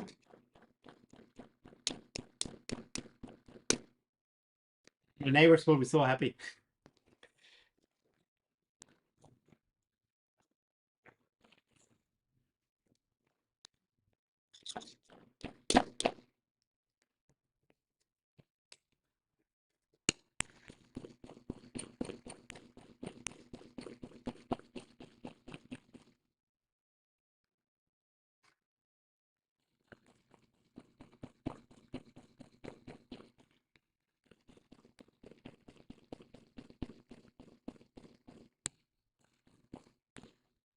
Okay, now we learned how not to do it. Let's see if we can get the other side better.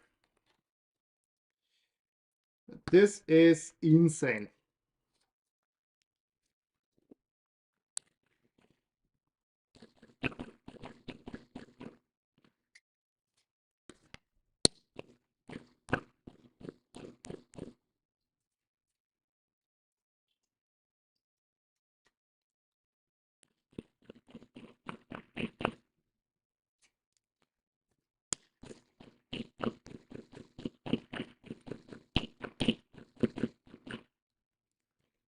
I really wonder why the cat stays here. I'm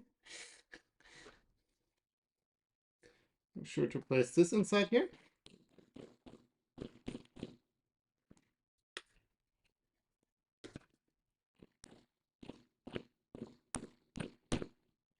He can be anywhere, right? Anywhere in the entire apartment. He's like, oh yeah, this sounds fun.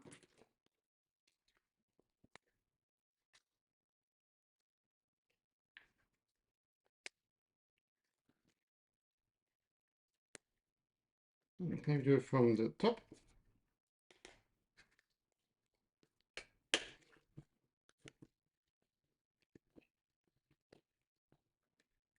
Ha!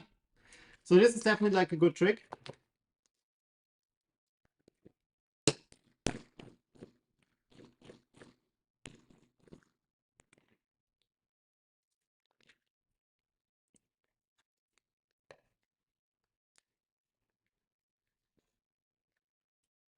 Just want to make sure these like these are flush. Holy shit. That was experience.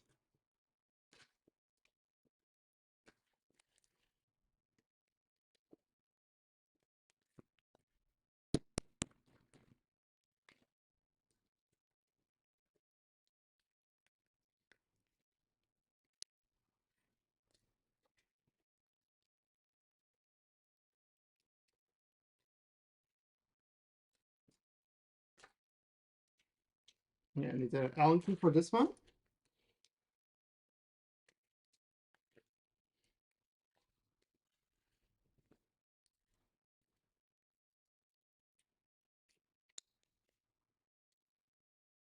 I need an Allen key for this one.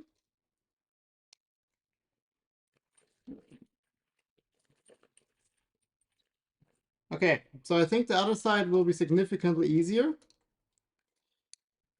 All lessons have been learned. Hopefully.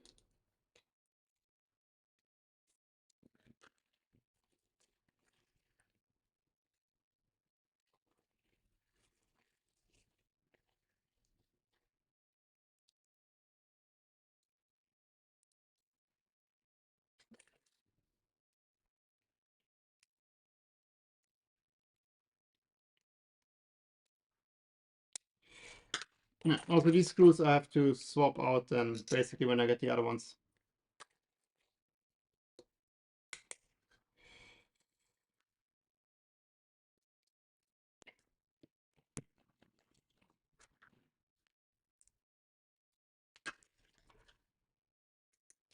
It feels rock solid. That's one thing that's for sure.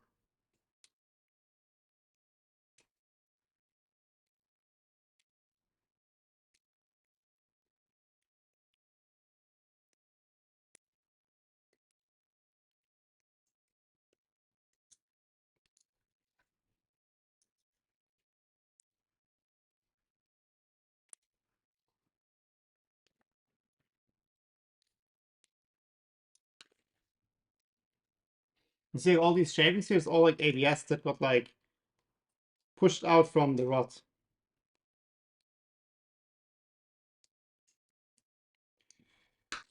Okay.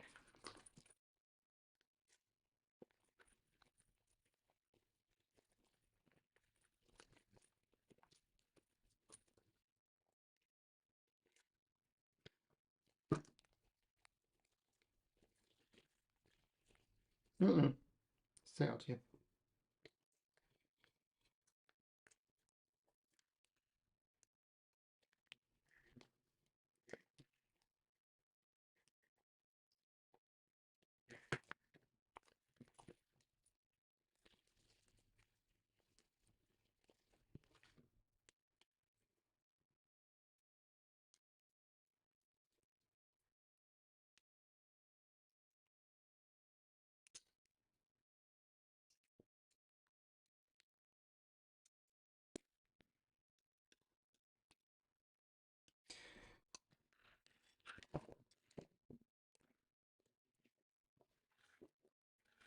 Okay, this is one side. Let's actually quickly put this in before we build the second side.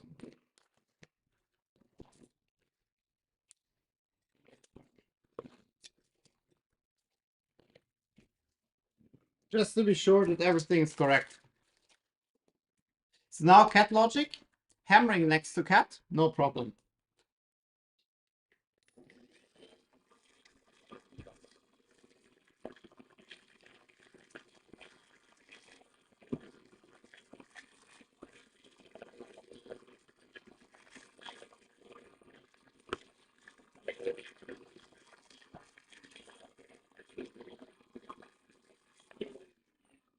Vacuum cleaner next to cat, not on the cards. Okay, so this is the front part.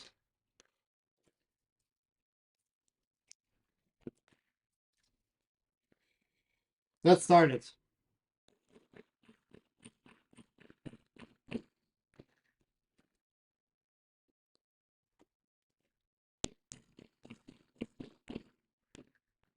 Then we have this part,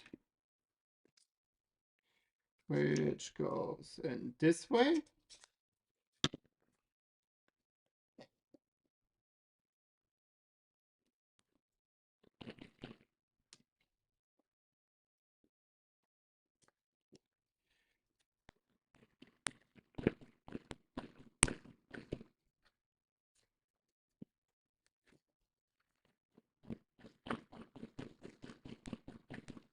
Oh, no. That's in here.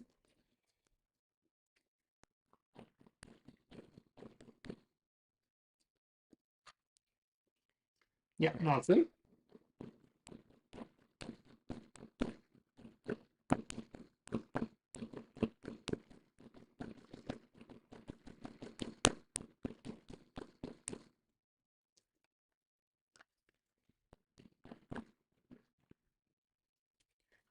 No, it's the wrong one. Yeah, see, lol, wrong part. Yes, thank you.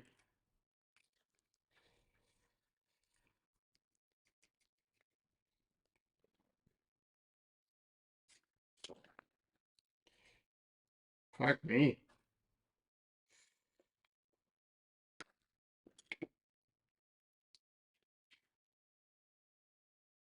That's the wrong way, Rush. Yeah, I did it again.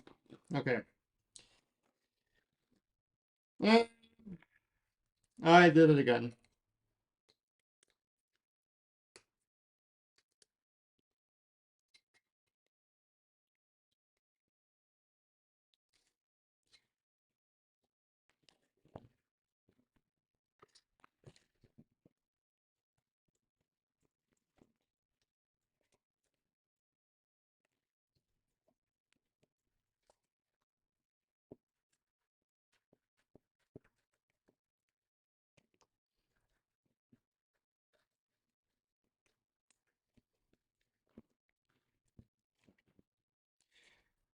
Oh, fuck me.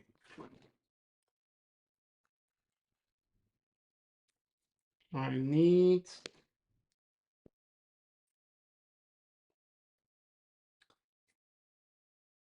I shouldn't do this, to be honest. Like, I'm not capable of putting two things together. Yes, both are on the rear one, which, let me grab some pliers. 1 second.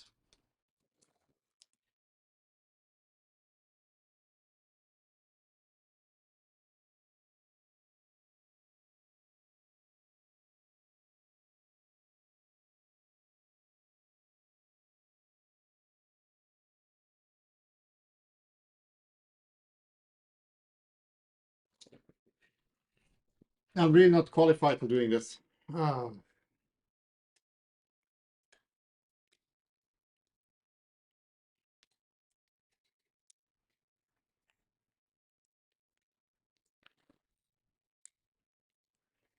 the tool of, like, I'm using tools today where I'm like, I would have never guessed I would use them in a printer stream. But hey, there's a first for everything. So this goes like this goes like this on here. Then we use the correct part, which helps tremendously.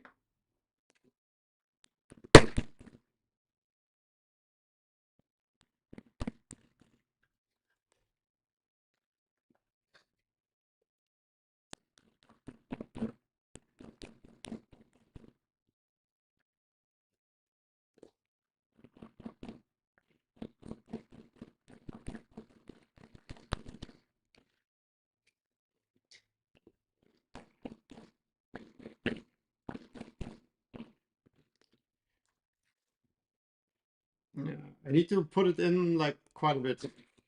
I want to use 600.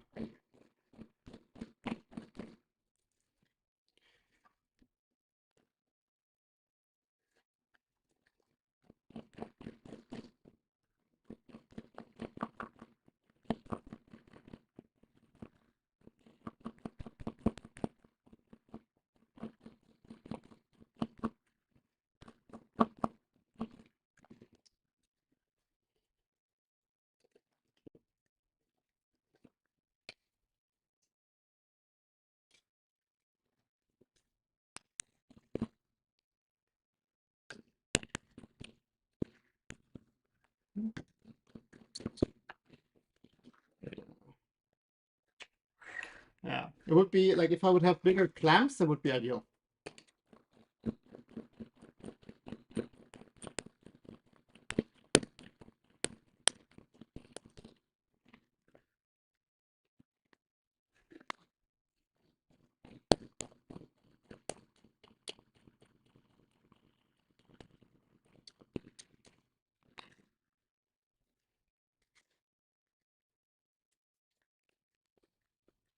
Because once you have it in this range, like it's quite easy. Except that like one of the rods now slides out the wrong way, but let's fix it in a second.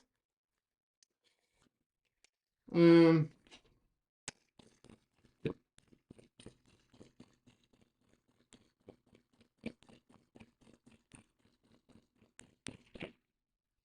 and lucky me, now I have enough space to put the bearing in.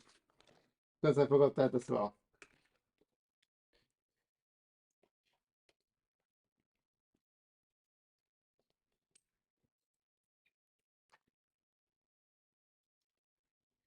And I also have to steal the screws from here. And we have a flush fit there. It means I need 2 more of these.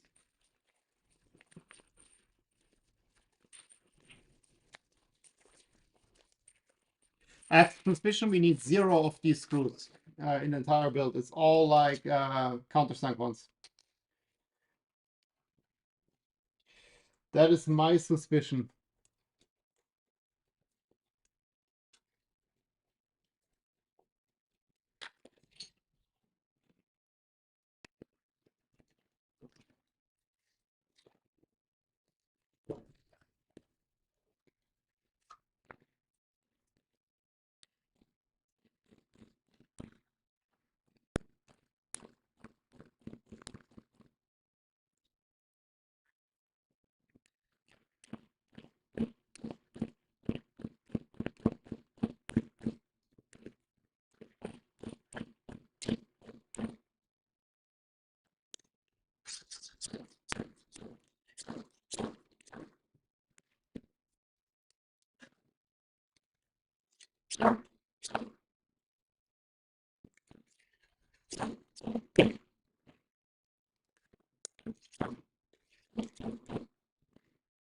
Now it's flat.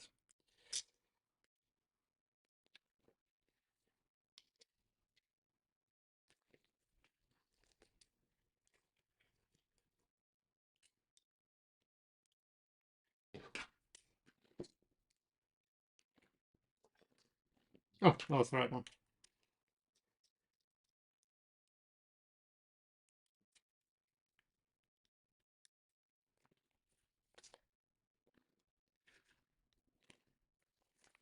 Where? Oh, I already put it in there. Somewhere. Yeah, I have the suspicion that it's not the only time I will order extra hardware because something is forgotten or mislayered or something.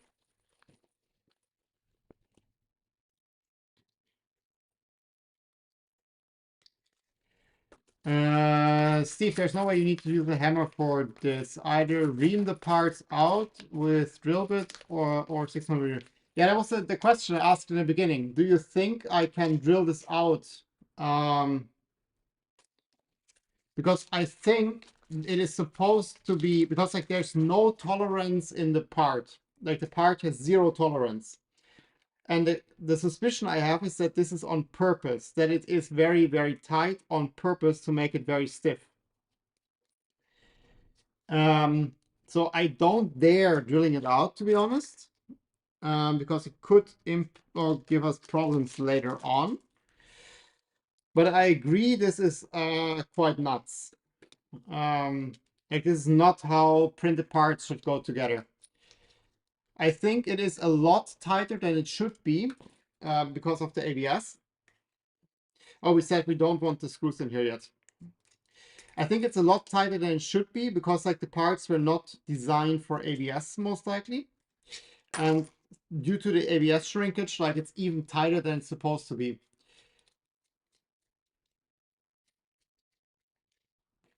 The good thing is like that will not come apart.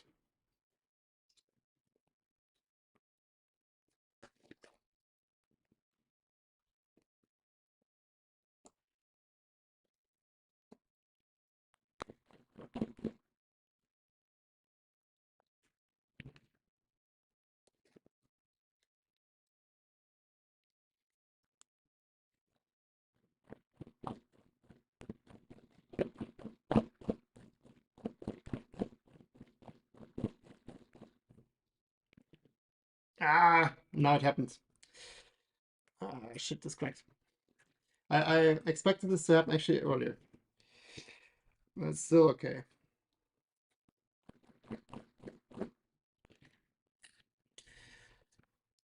Yeah, here cracked now a little bit.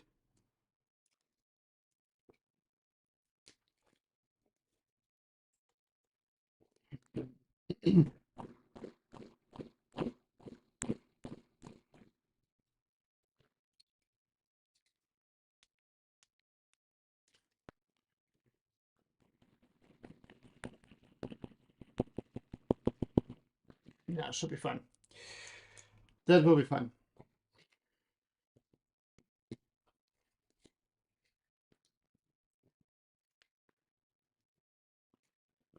Let's put the bearing in.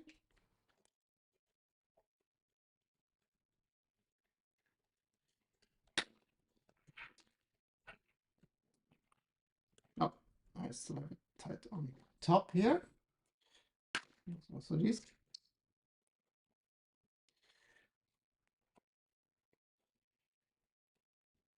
Let's see. So you think that the press fit is not a structural design? That's kind of what I understand from you. Like you think this is just like this is not how it's supposed to be, which I partially agree. But for sure, it's intended to be a press fit.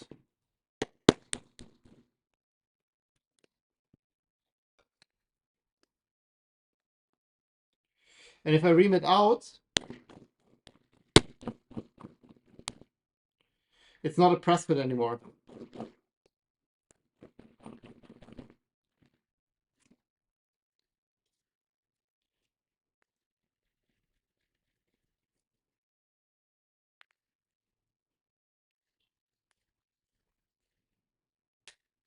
That helps a lot.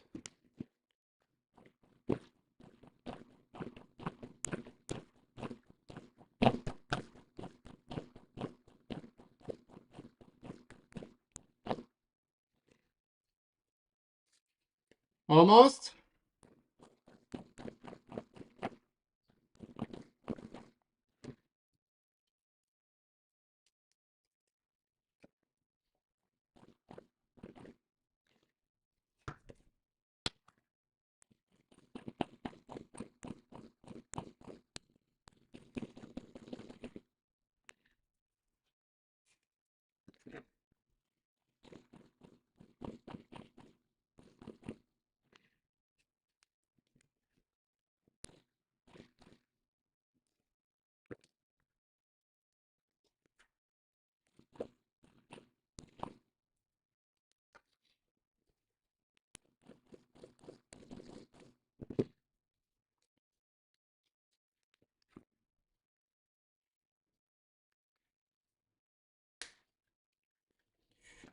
Whew.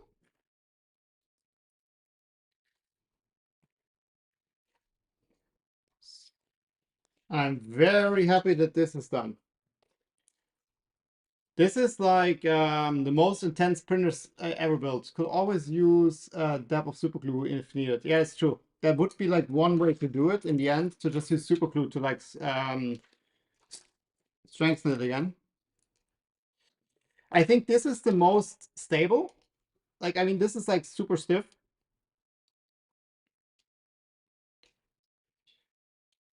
But we definitely need to have a better way of putting this together.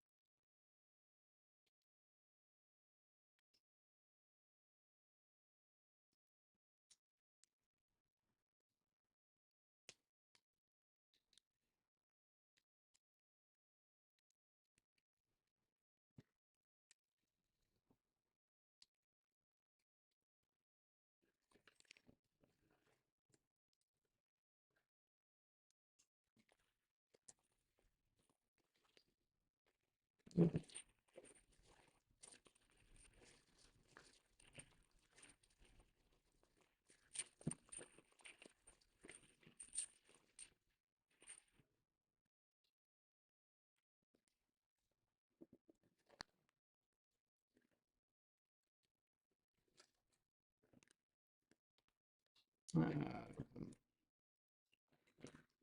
here.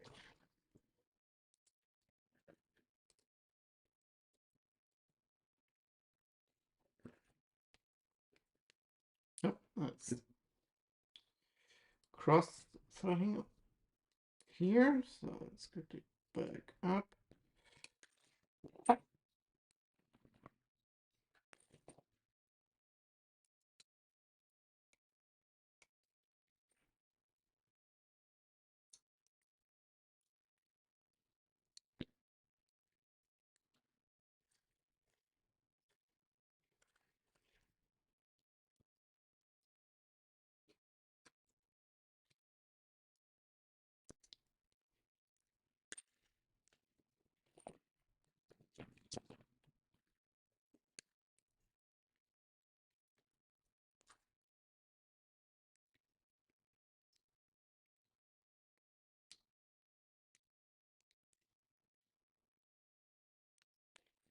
Here we go.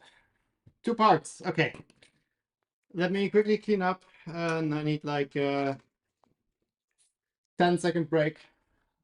That is physically exhausting to build a printer.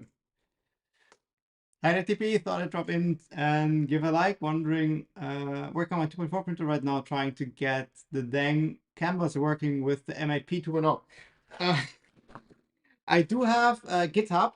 If you check my 2.4 build series, there's like, should be a link in the description. If not, check the Discord. There's a Discord link in the description of this stream, for sure. Check that. There's a GitHub repository that I made with like a PDF manual with all the steps for the canvas. And also link to like a more extensive canvas guide. Maybe that helps.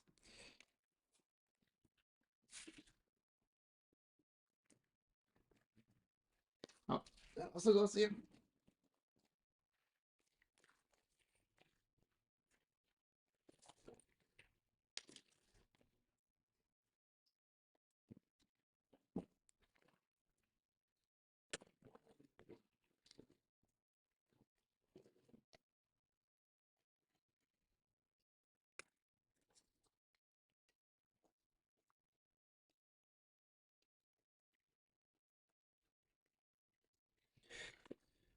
Okay.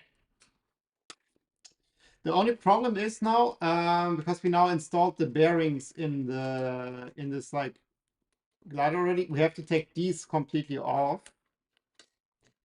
And I'm a bit afraid that we lose the M3 nuts in there, but I think they are kind of like squeezed against the extrusion a bit. And this doesn't happen.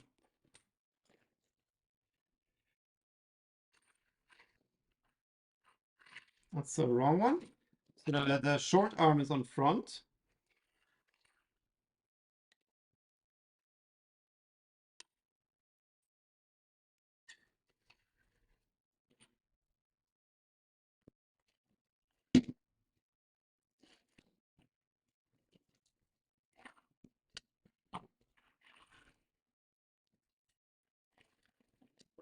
It's quite a good sign.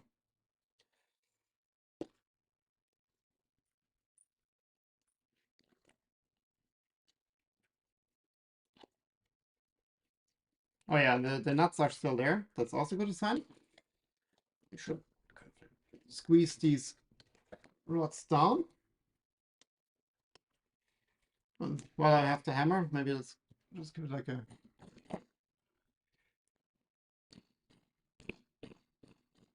They also like slide, like there's a press fit on the bottom.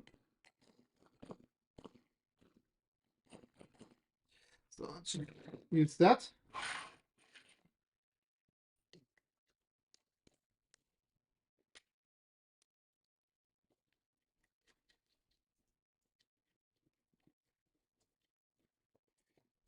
These we can already put tight, but the back ones are still loose, I think.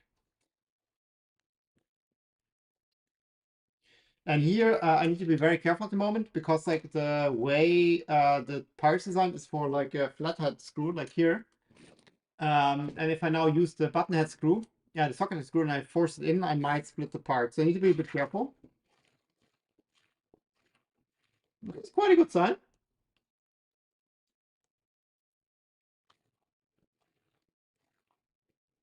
Oh, because it's loose here. It's you can see actually here if you look there, you see how this moves. So this is not square for sure, which is fine. Nobody wanted it to be square, but this is like fixed. So I would now just align this here. First visually, let's just try if we can square it out. Let's do this. I just use the caliper here. And I probe the bottom part, so to say. And then we can use the same exact distance here.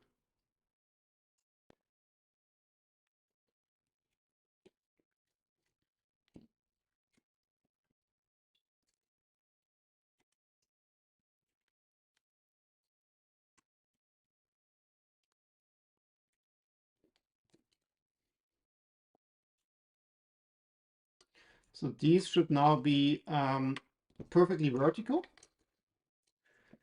And now the back one moves a bit. So now the interesting part is most likely when I tighten this one here.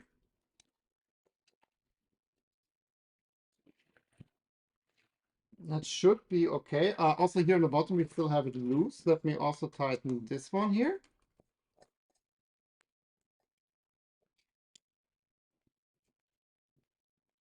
Same here. I can't tighten this too much at the moment, but later we should really squeeze these rods in.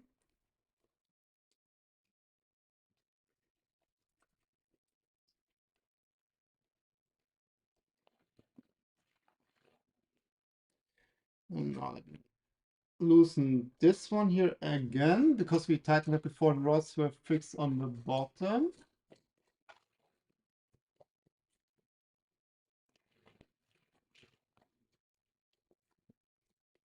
Here we go. So basically, we use the calipers to probe the distance here. We copy this to the top one.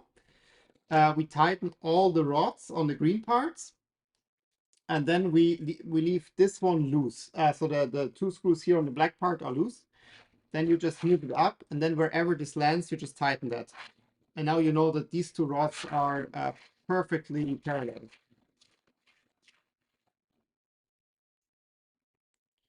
And now we do the same again.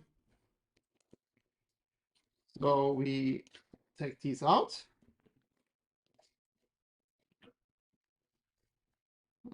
Just remove that here. Unless we have to remove that anyways.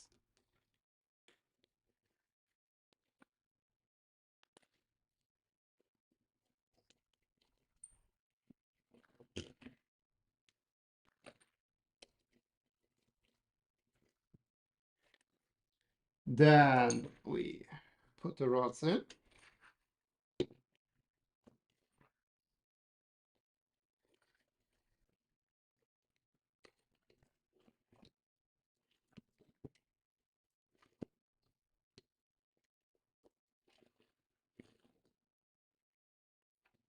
Let's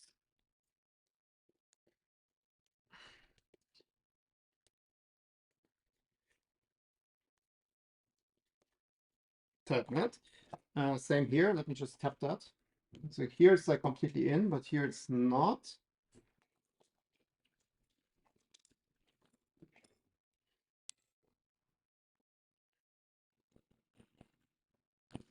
Okay. That's not going further, which is fine.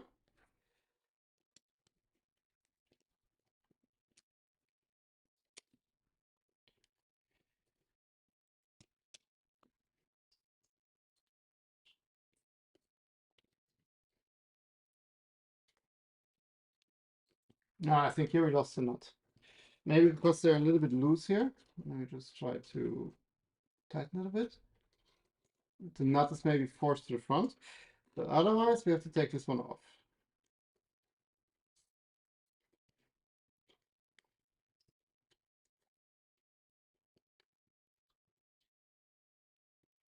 Nope. Okay, here we lost the nut inside. Let's quickly try the back one.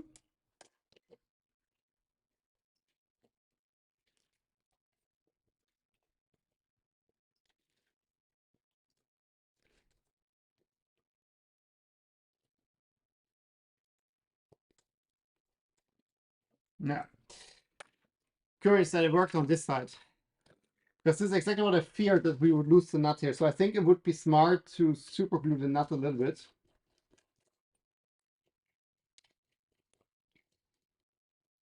Or, I mean, what you can also do, like exactly what I do now. Yeah, exactly. You can see it here. Like the nut just like fell into the V-slot. It's kind of what I expected to happen, to be honest.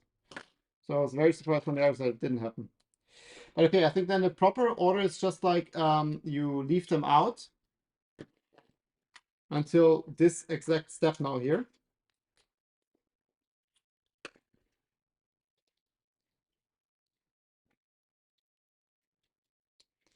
And then you literally just slide them on like this.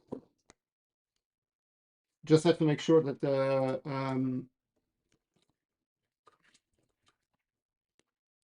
T-nuts are already in position. Let's do the same here. So we take this off.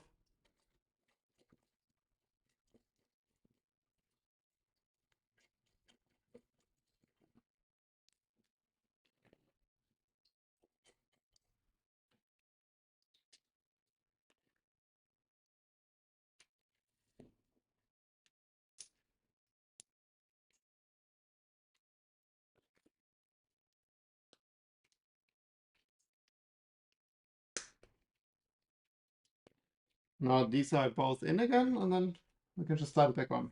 I think that's the best way to do this.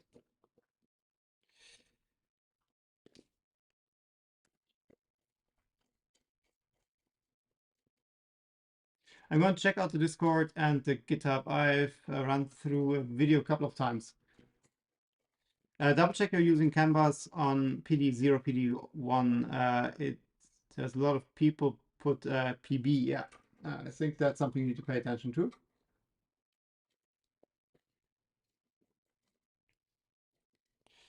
Okay, so here also I will leave that loose. Is this loose? Yeah, this is loose.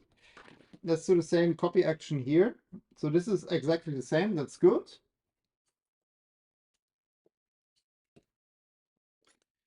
So make sure this is vertical.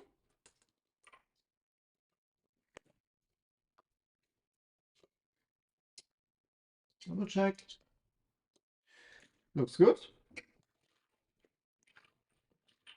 Also, this is not yet in here, so also this needs to be tightened. Not too much because we have the wrong screws here still.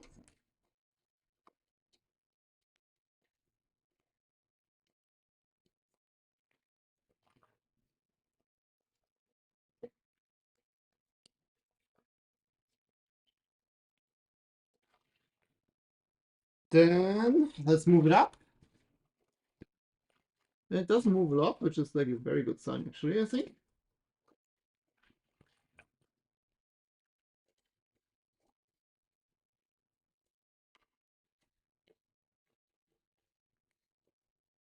Oh, this is not yet.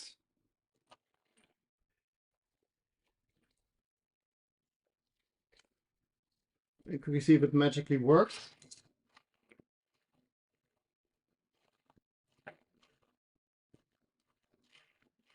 Yeah, it magically works. And then this should kind of like come together. So this has a little bit of like a expansion, like it can like move in and out of it. This one too. So it can adjust here to have the perfect distance.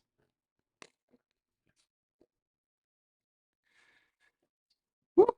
That is tough work today.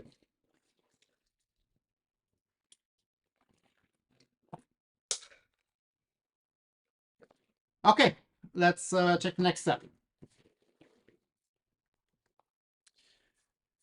And I think the next step is simply adding the bed on top. I have just a very bad suspicion here. Find in browser. And this one is M325. I have those. Ha! Amazing. M325, I have them. I hope I have enough.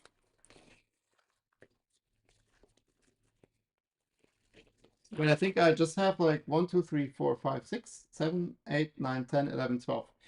1, 2, 3, 4, 5, 6, 7, 8, 9, 10.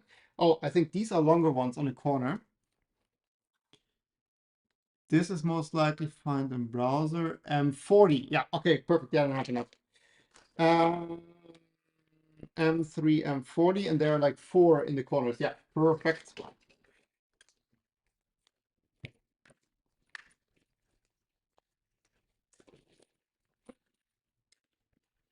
Perfect. So these go through here. Then we need these like spacer parts,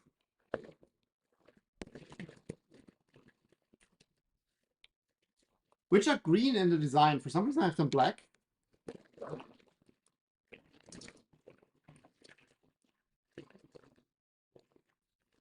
So something didn't quite go correct there. Um,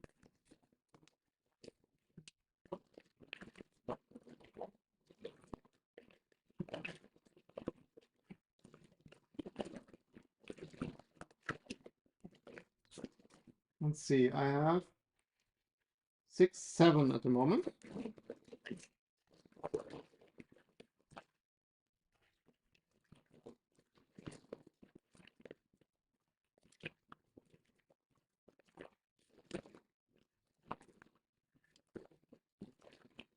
But I definitely don't see more in here. What we need, 1, 2, 3, 4, 5, 6, 7, 8. Do we need spacers on all of them? Or is it like... No, it's on all of them.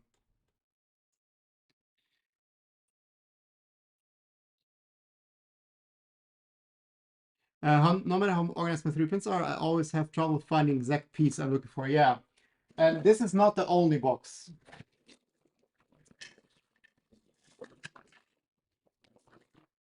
We have more boxes.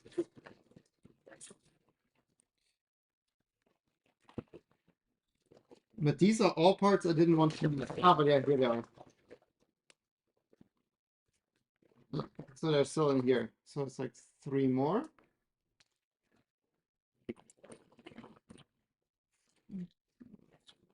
4. 5.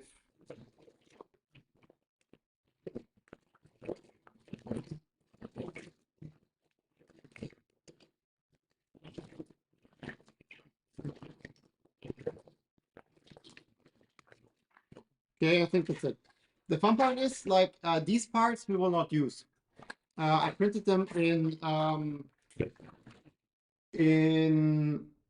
Polymaker Galaxy, I say, and I absolutely hate how they turned out. Like I really don't like the surface finish, so I reprinted them, or I am in the process of reprinting them in black, with different black, which also gives me a lot of trouble at the moment. So I'm kind of like in filament hell at the moment.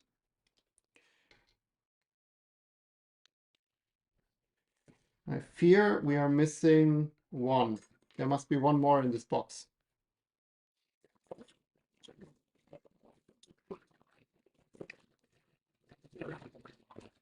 There must be 1 more.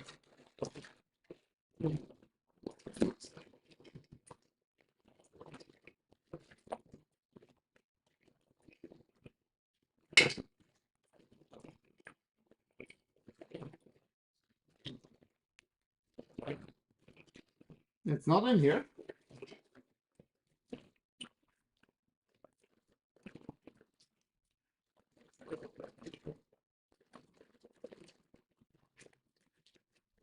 This looks very similar, but it's not that. We have 2 more of these fake ones.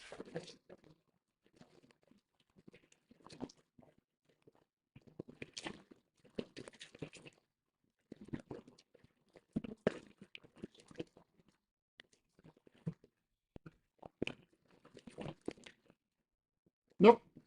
Okay, that's 1 more thing I have to clean up later. So I have 1 too little of those. And it's a very small part. Potentially I just lost it.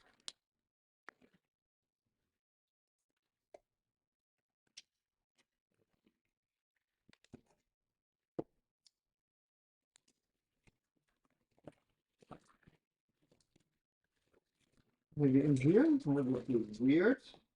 No, I only have this spacer part in here. No.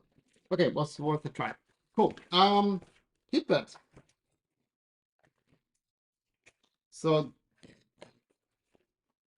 now it starts becoming a printer. The interesting part is now, is there a difference between front and back? Most likely answer is no. But let's mount. So the back has the 2, so this is correct. So basically these are tapped. Yeah, these are tapped. Nice. But this is not what, well, Houston, we have a problem.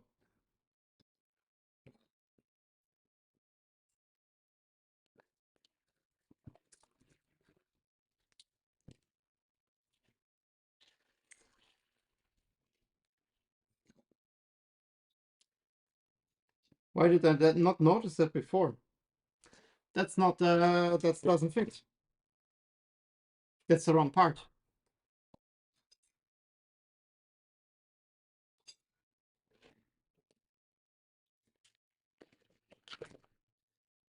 That is the wrong part.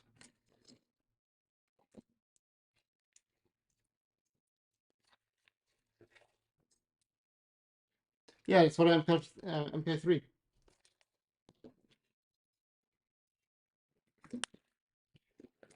But I'm very certain I did not order MK3 part. I think they sent me MK3 part.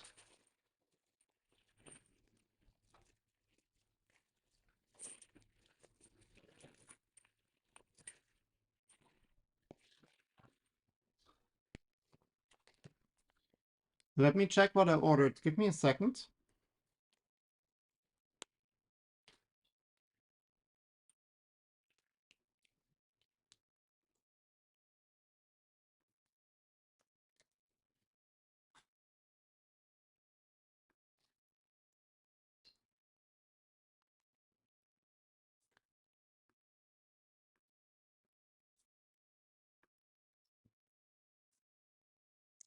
It says Prusa Mark III.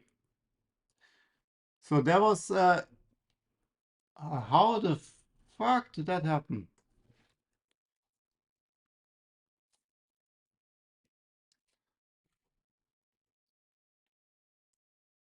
Because I was very specific about what I was searching.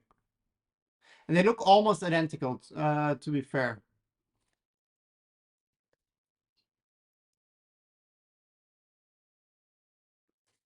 They look almost identical.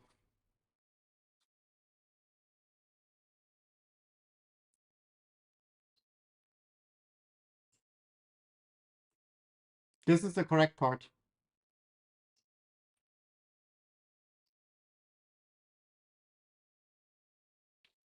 Fuck me. Yeah.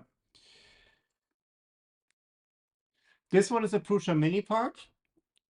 And this is the Mark III part. And you see they're almost identical. The difference is here in the center. You have the triangle and the triangle. And here you have the triangle and the square. Right? Yeah. So looking at mine looks exactly like this. And this is almost identical. So most likely I was searching for Prusa Mini and like I didn't notice that like they slipped me like one of these in my search results. Shit. Mm.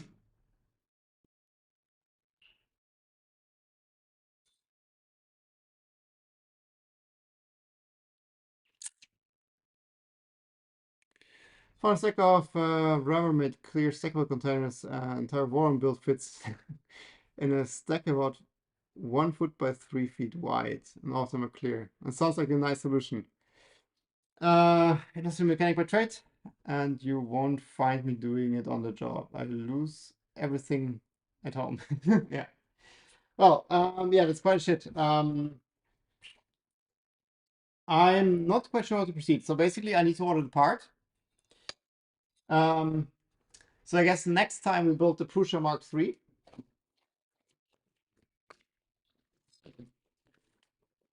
Man, that's annoying. And I think then this is more or less how far we get today. I want to get significantly further.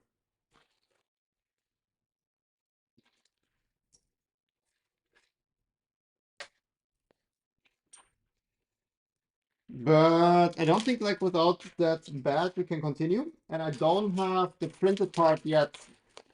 Uh, I don't have the printed parts completed yet for the next build steps. Because I'm still struggling with the 2.4 bit. Okay. Then I would say let's call it quits after maybe we streamed a second, at least that. So it was like 2.5 hours. So at least that. We had a lot of hammer time. I would call this like semi-successful. So we have a working bat. So it's like this overlapping. So that's working. That's good. Like these parts all fit. This is how it should look like once it's done. But yeah, I think that's the end for today, unfortunately. So a couple of things I need to order. I need to order Prusa mini bed carriage, and to be honest, I think the smartest move for me is to order it directly at Prusa. Because then I will have it next week. Because if I order it here at AliExpress, the problem is I have this like stupid delivery company that sometimes delivers the AliExpress packages, and like I have a 50-50 chance of them finding my address or not. So it's a bit annoying. And it's not that much cheaper here.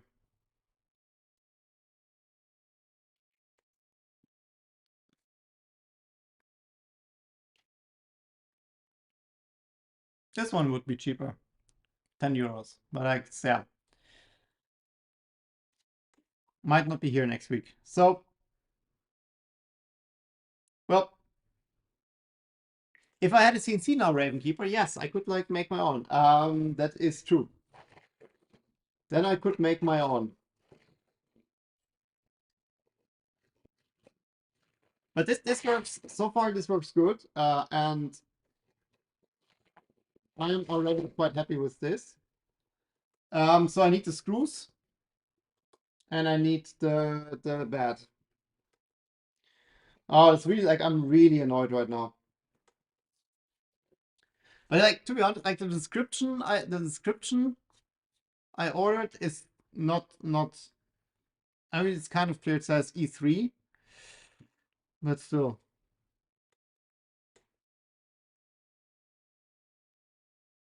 Ah, annoying. Annoying. Okay, well, yeah, not much more to do here. That is so far we got. I mean, I'm happy with this. The only thing I'm not super fond of, that's just how the part is. No, I just printed it in a stupid orientation. That is on me.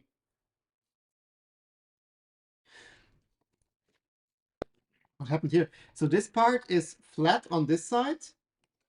Oh, I know what happened.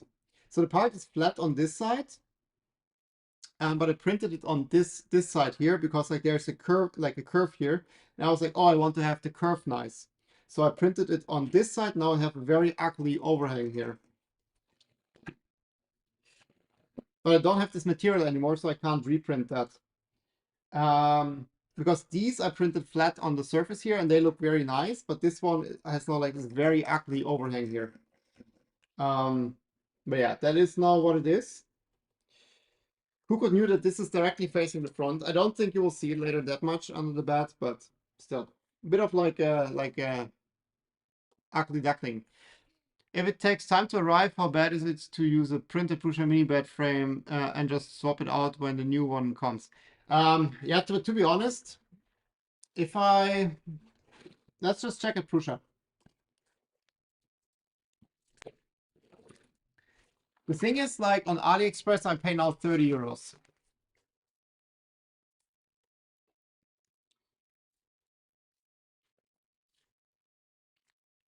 I pay now 30 euros. And if I go here and I look for spare parts, It's also just Prusa or mini Y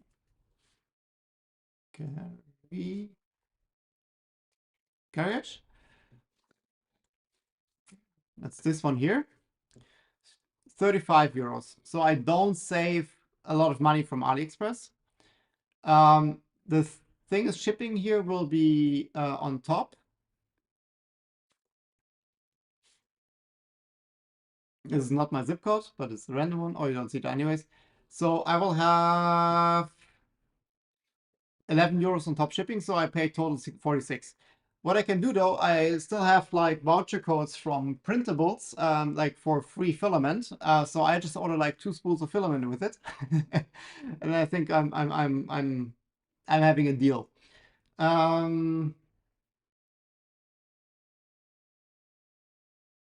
If I had a big other piece, I would make one and ship, but also need to order flat stock first. Then, yeah, don't worry about it. Ravenkeeper is already making the panels for this machine, so it's kind of like a community project. But yeah, it is what it is. We made good progress. Good progress being like paid in blood, literally, because I have like a blue thumb. And it makes progress. That's all I can say.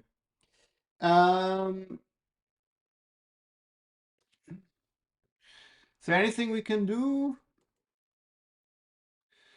Oh, actually, you know what we could do? We could assemble the Z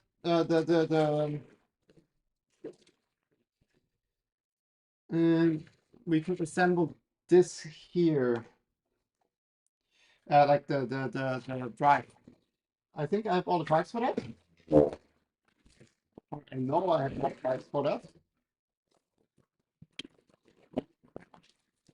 It's like these.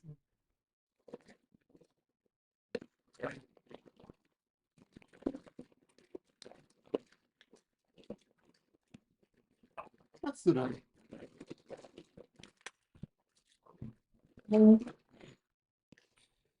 That we can put together.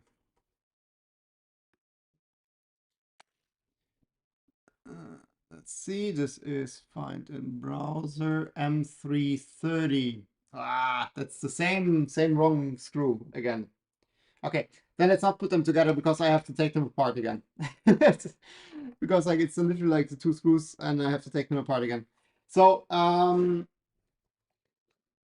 think then it's quite a good, yeah, let's do this next time. So the next time we put the Z drive together as well. Because then I also can order the M320 screws for here. If I order screws anyways again, then let me just order the correct one, then we don't have to cut. And then I think this is it. Let's just leave it at this for now. Next time we put the bed on for sure. We put the motors on. And I think then we can already start assembling the XY assembly. Given that my 2.4 feels like printing black ABS parts again. That's still a problem. If next time I don't have the printed parts ready, we will work on 2.4 something. So we'll have a stream either way, but then topic depends a bit on if I make progress with the printer. Cool. Then that's it. Sorry for the somewhat short stream, but mistakes have been made a lot, as always by me, so that's what we get here. Cool. Enjoy your weekend. See you next week. Bye.